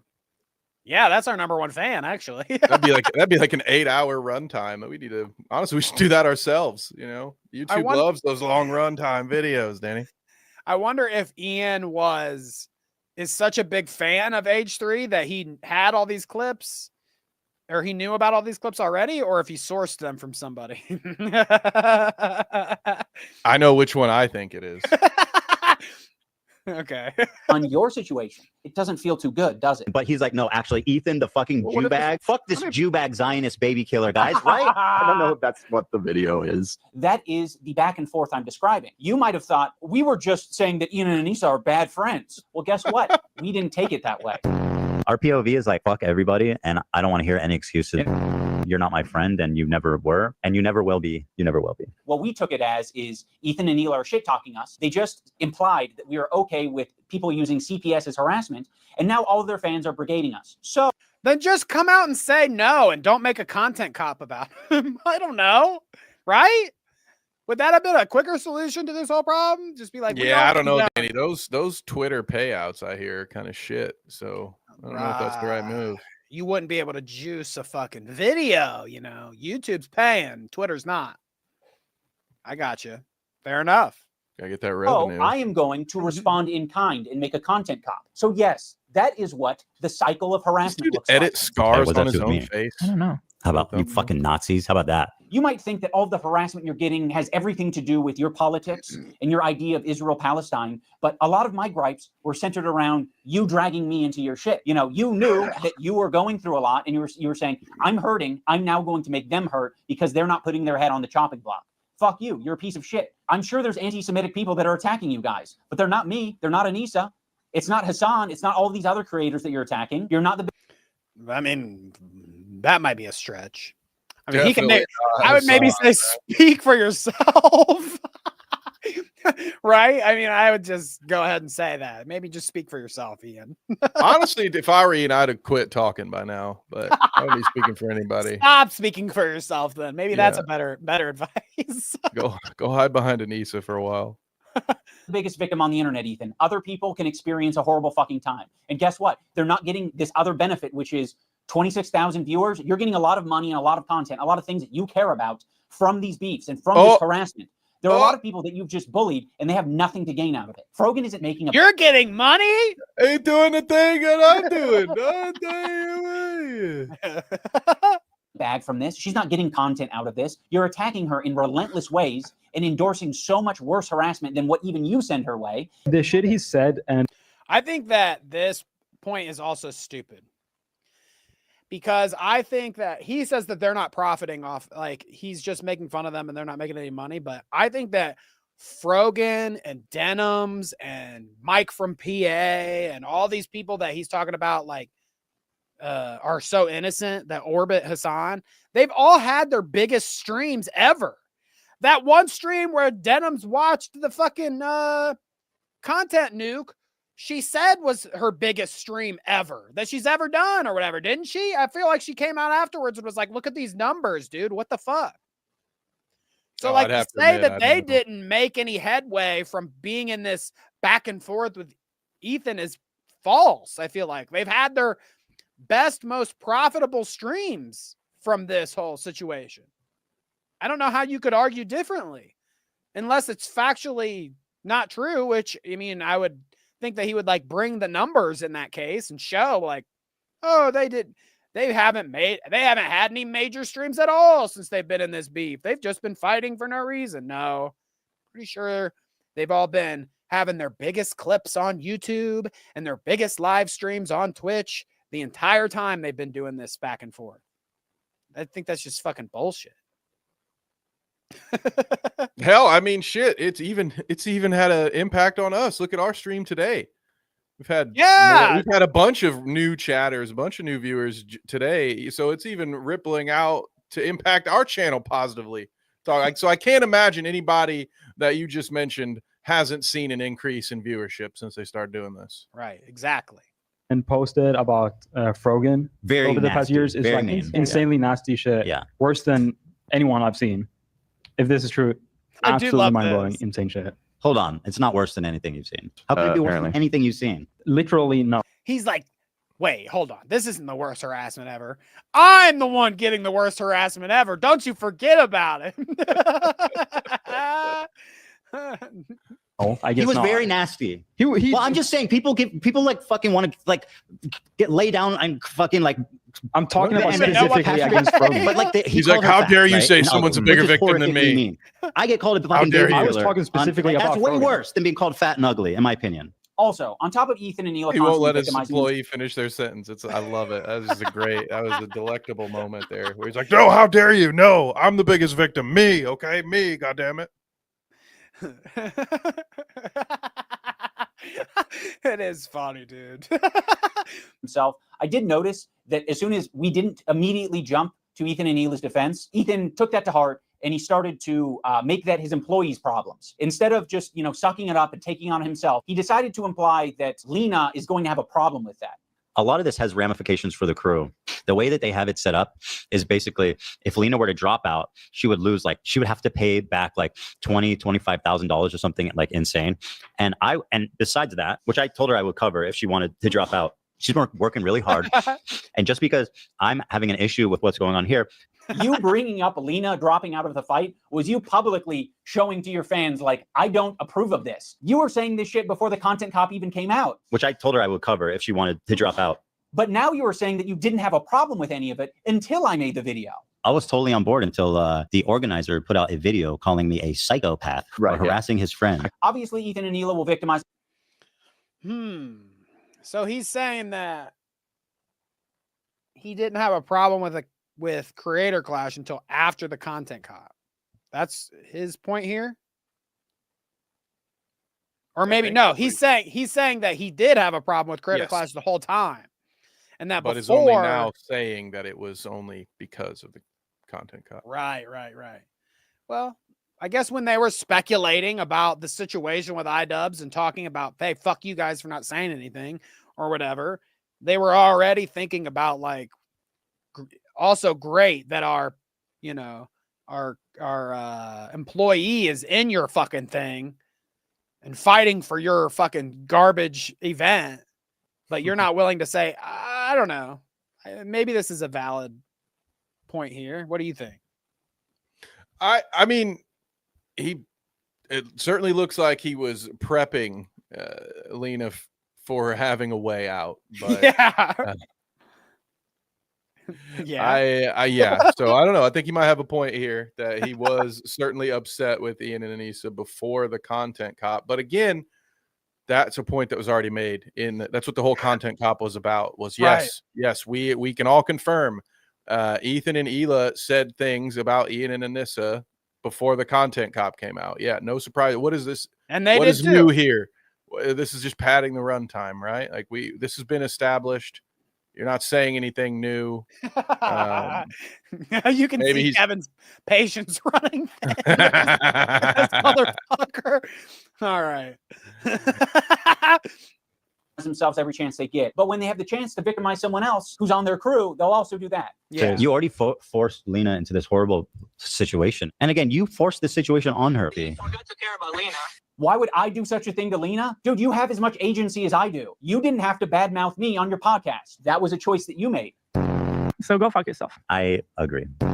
My good fucking friends who I stood by. Yeah, but didn't he make the choice then not to stick up for his friend? I mean, like, I don't know. It's this blame game, isn't it? You did it. No, you did it. That's why when they were talking about the Spider-Man meme in the chat, that's 100%. That's how I feel about this. It's just like, you two are just in too deep is what I'll say. All right, I'll be polite. Y'all are too close to this. You need to separate. You're essentially just doing the exact same things to each other, and it's awful. You know, you guys are just both kind of dumb. By after all these fucking years, can't find a spine to speak up. Oh, the organizers of this event are not jumping to my defense. All right, well, maybe instead of shit talking them, maybe I should zip it. So go fuck yourself. I agree. You already forced Lena into this horrible situation. And again, you forced this situation on her. By the way, Idubbbz, Lena's fucking having a panic attack. So go fuck yourself. I agree. But you're just lobbing it to me and Anissa. I'm lobbing it back at you. You're the one who brought it up. If you lob it back to me and you say, well, I didn't have your back publicly. Well, fuck you. I'm going to lob it back and say, you're being irresponsible on your podcast and you're not taking any accountability for the shit you're putting out online. I think that's going to do it for this video. There's a lot more that I can share, but I'll save that for the future. That's also a great way to end the video. He's like, don't worry, I got way more shit to talk about, Ethan. Won't that be coherent and well put together? Yeah, it'll be the content poop. Well, I mean, that's the whole video, folks. So we went through it. We got through it. We extended the podcast the show about double. So there you go. I hope you enjoyed that. I definitely felt the energy being sucked out of the room in this last 15 minutes. I'm like, Jesus Christ. I forgot how little this guy says. It's like he makes 2 points and then the rest of the video is like, holy fuck, what are we talking about here? That could have been 8 minutes, dude. I think so. I really think so. Just like this podcast could have been fucking 2.5 hours if you didn't make this dumb video so long, you idiot. Thanks, fucker.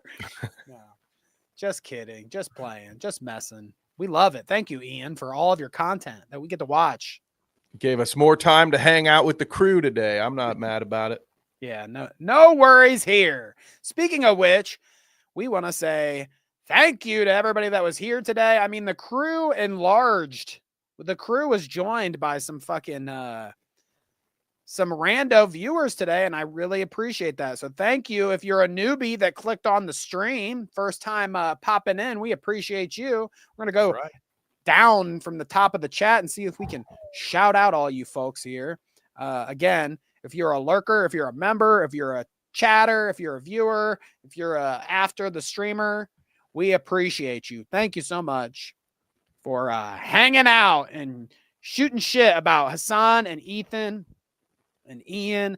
And also want to just say, differing opinions encouraged, okay? We appreciate you, whether you're a Hasan fan, an Ethan fan, and even if we don't necessarily agree and align with exactly what you think, if you're here watching us, we appreciate it, okay? And there's no problem with the different opinions. Ain't that right, Kevin? Danny appreciates it. I want to solely exist in an echo chamber, so y'all better be nice to me, or I'm gonna have you clipped right from the chat. All right, we will be silenced. You will be censored because the only correct opinion is my opinion. All right. So unless you're saying good point, Kevin, I don't want to hear it. No, we appreciate all of you, especially our longtime chatters, but love seeing the new faces in chat, even if we said some things you disagree with. Happy to have you. Thank you, Hash. Past is first in chat, obviously, as per usual, but we got Terrar at the top. This is our Creator Clash 3. There's not gonna, unfortunately, Terrar, it seems like there's not somebody's got to have one. 3. Ass Cakes was here. Nice to see you, Ass Cakes. Thanks for tuning in, my friend. Nice to see you around. Headbug was here. Appreciate you, Headbug. Appreciate your cute doggy promo too, always before the Sunday show. Man, Winnie is just a adorable little thing. I appreciate your Photoshop work to get us some nice Clout Route promo on top of your dog. Okay, love it. Appreciate that. King was here. Nice to see you, King. Welcome back.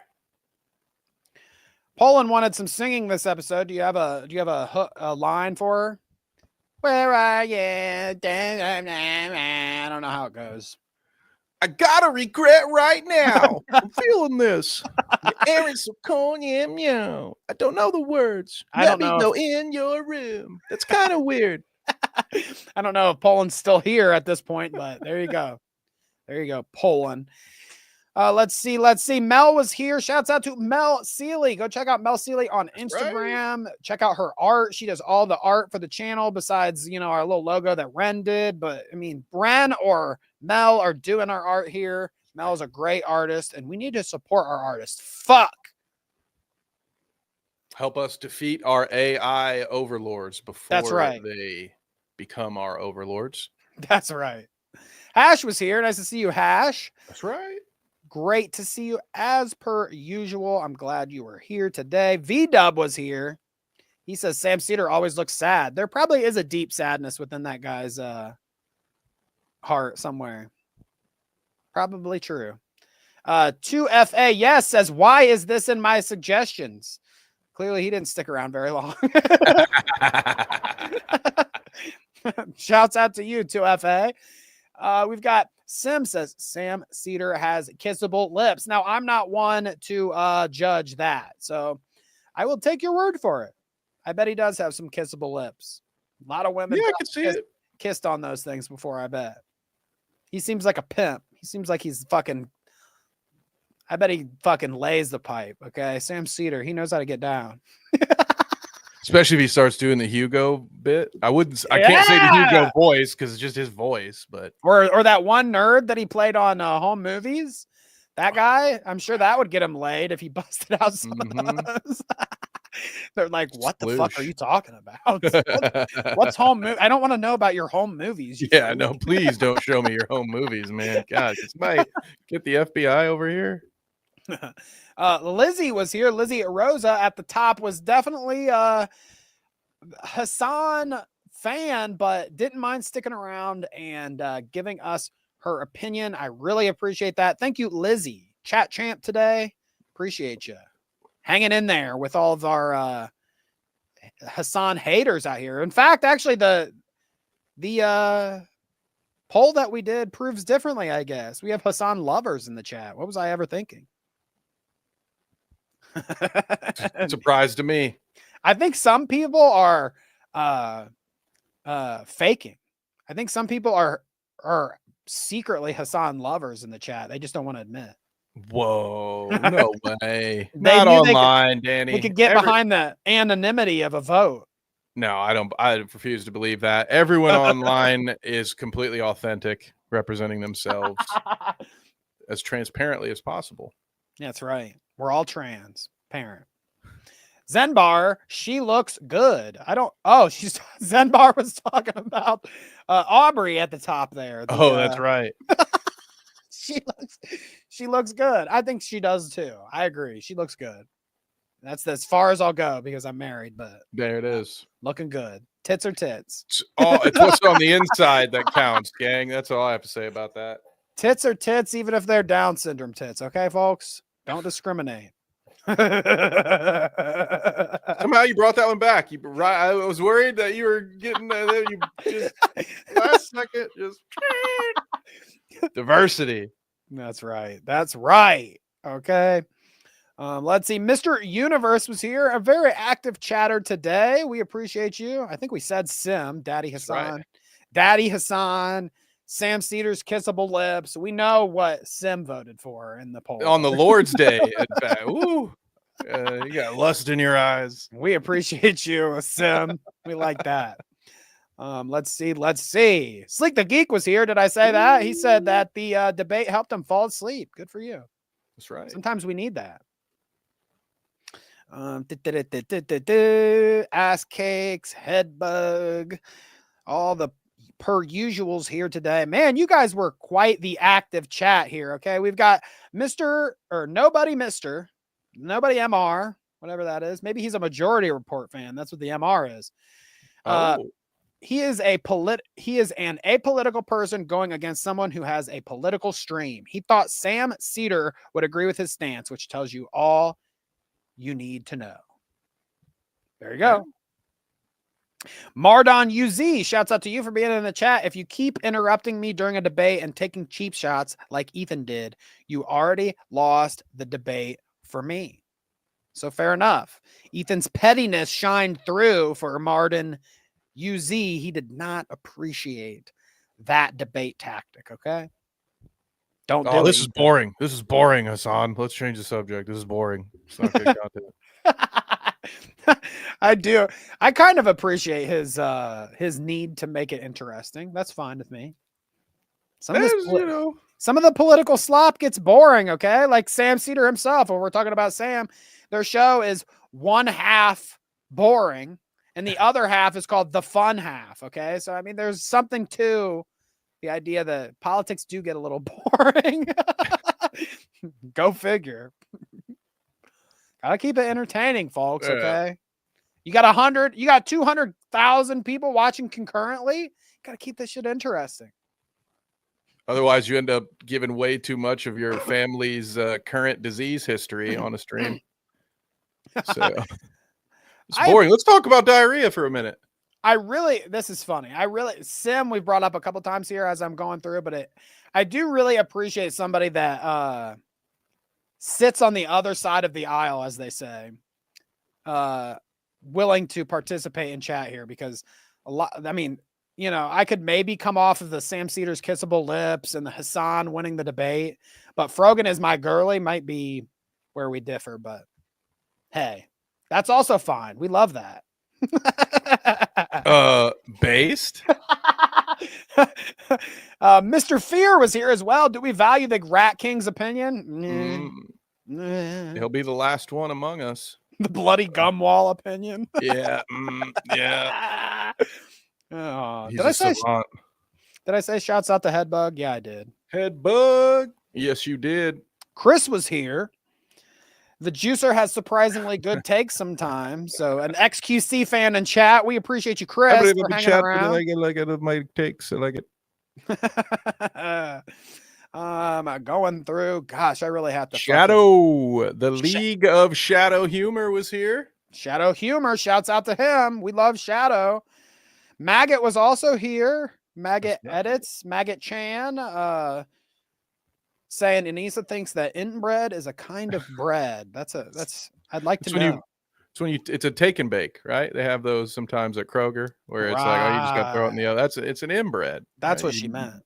Make it in your house. Yeah, there you go. Okay. I know what words mean. I can do this. That around. Hooked on phonics, baby. I said Pest was first in chat, but here he is again. Shouts out to Pest. Thanks. Nice to see you, buddy. Nice to see you around. Always love a Pest visit. That's right. And I think we might be getting to all of the chatters today. Now, if I missed you, kind of cool. Greg was in here. I am very sorry about your tattoo situation. Okay. Like I said, next time, the prettiest down called CPS on Ethan. Greg, all I would say is next time, like I said, tits are tits. Just if you want to immortalize your favorite female wrestler on your body, get her tits instead of her name, because those things will never change, okay? Especially with the rich wrestler types. Like, they've got implants. Like, those stay higher for longer, right? Oh. I don't actually know the science behind it. Gravity might hit those harder. I'm not sure. But either way, I can assuredly say the 2025 Clout Route catchphrase, tits are tits, is in fact true in this situation. Whether they sag to your knees or they don't, baby, tits are tits. Swing low, sweet chariots. All right. Anyways, that would be the show. Okay.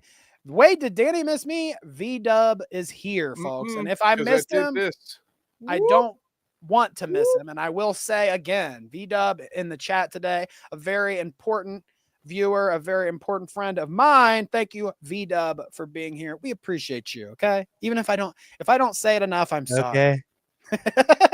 We love a vault wanderer. Okay. Some crazy experiments they do down there. It's not easy to wander in the vaults. A lot of them do some messed up things you wouldn't believe. They say, oh, sir, these vaults, they're so hard to wander in, but we got a guy. He's a pretty good guy. I like him a lot.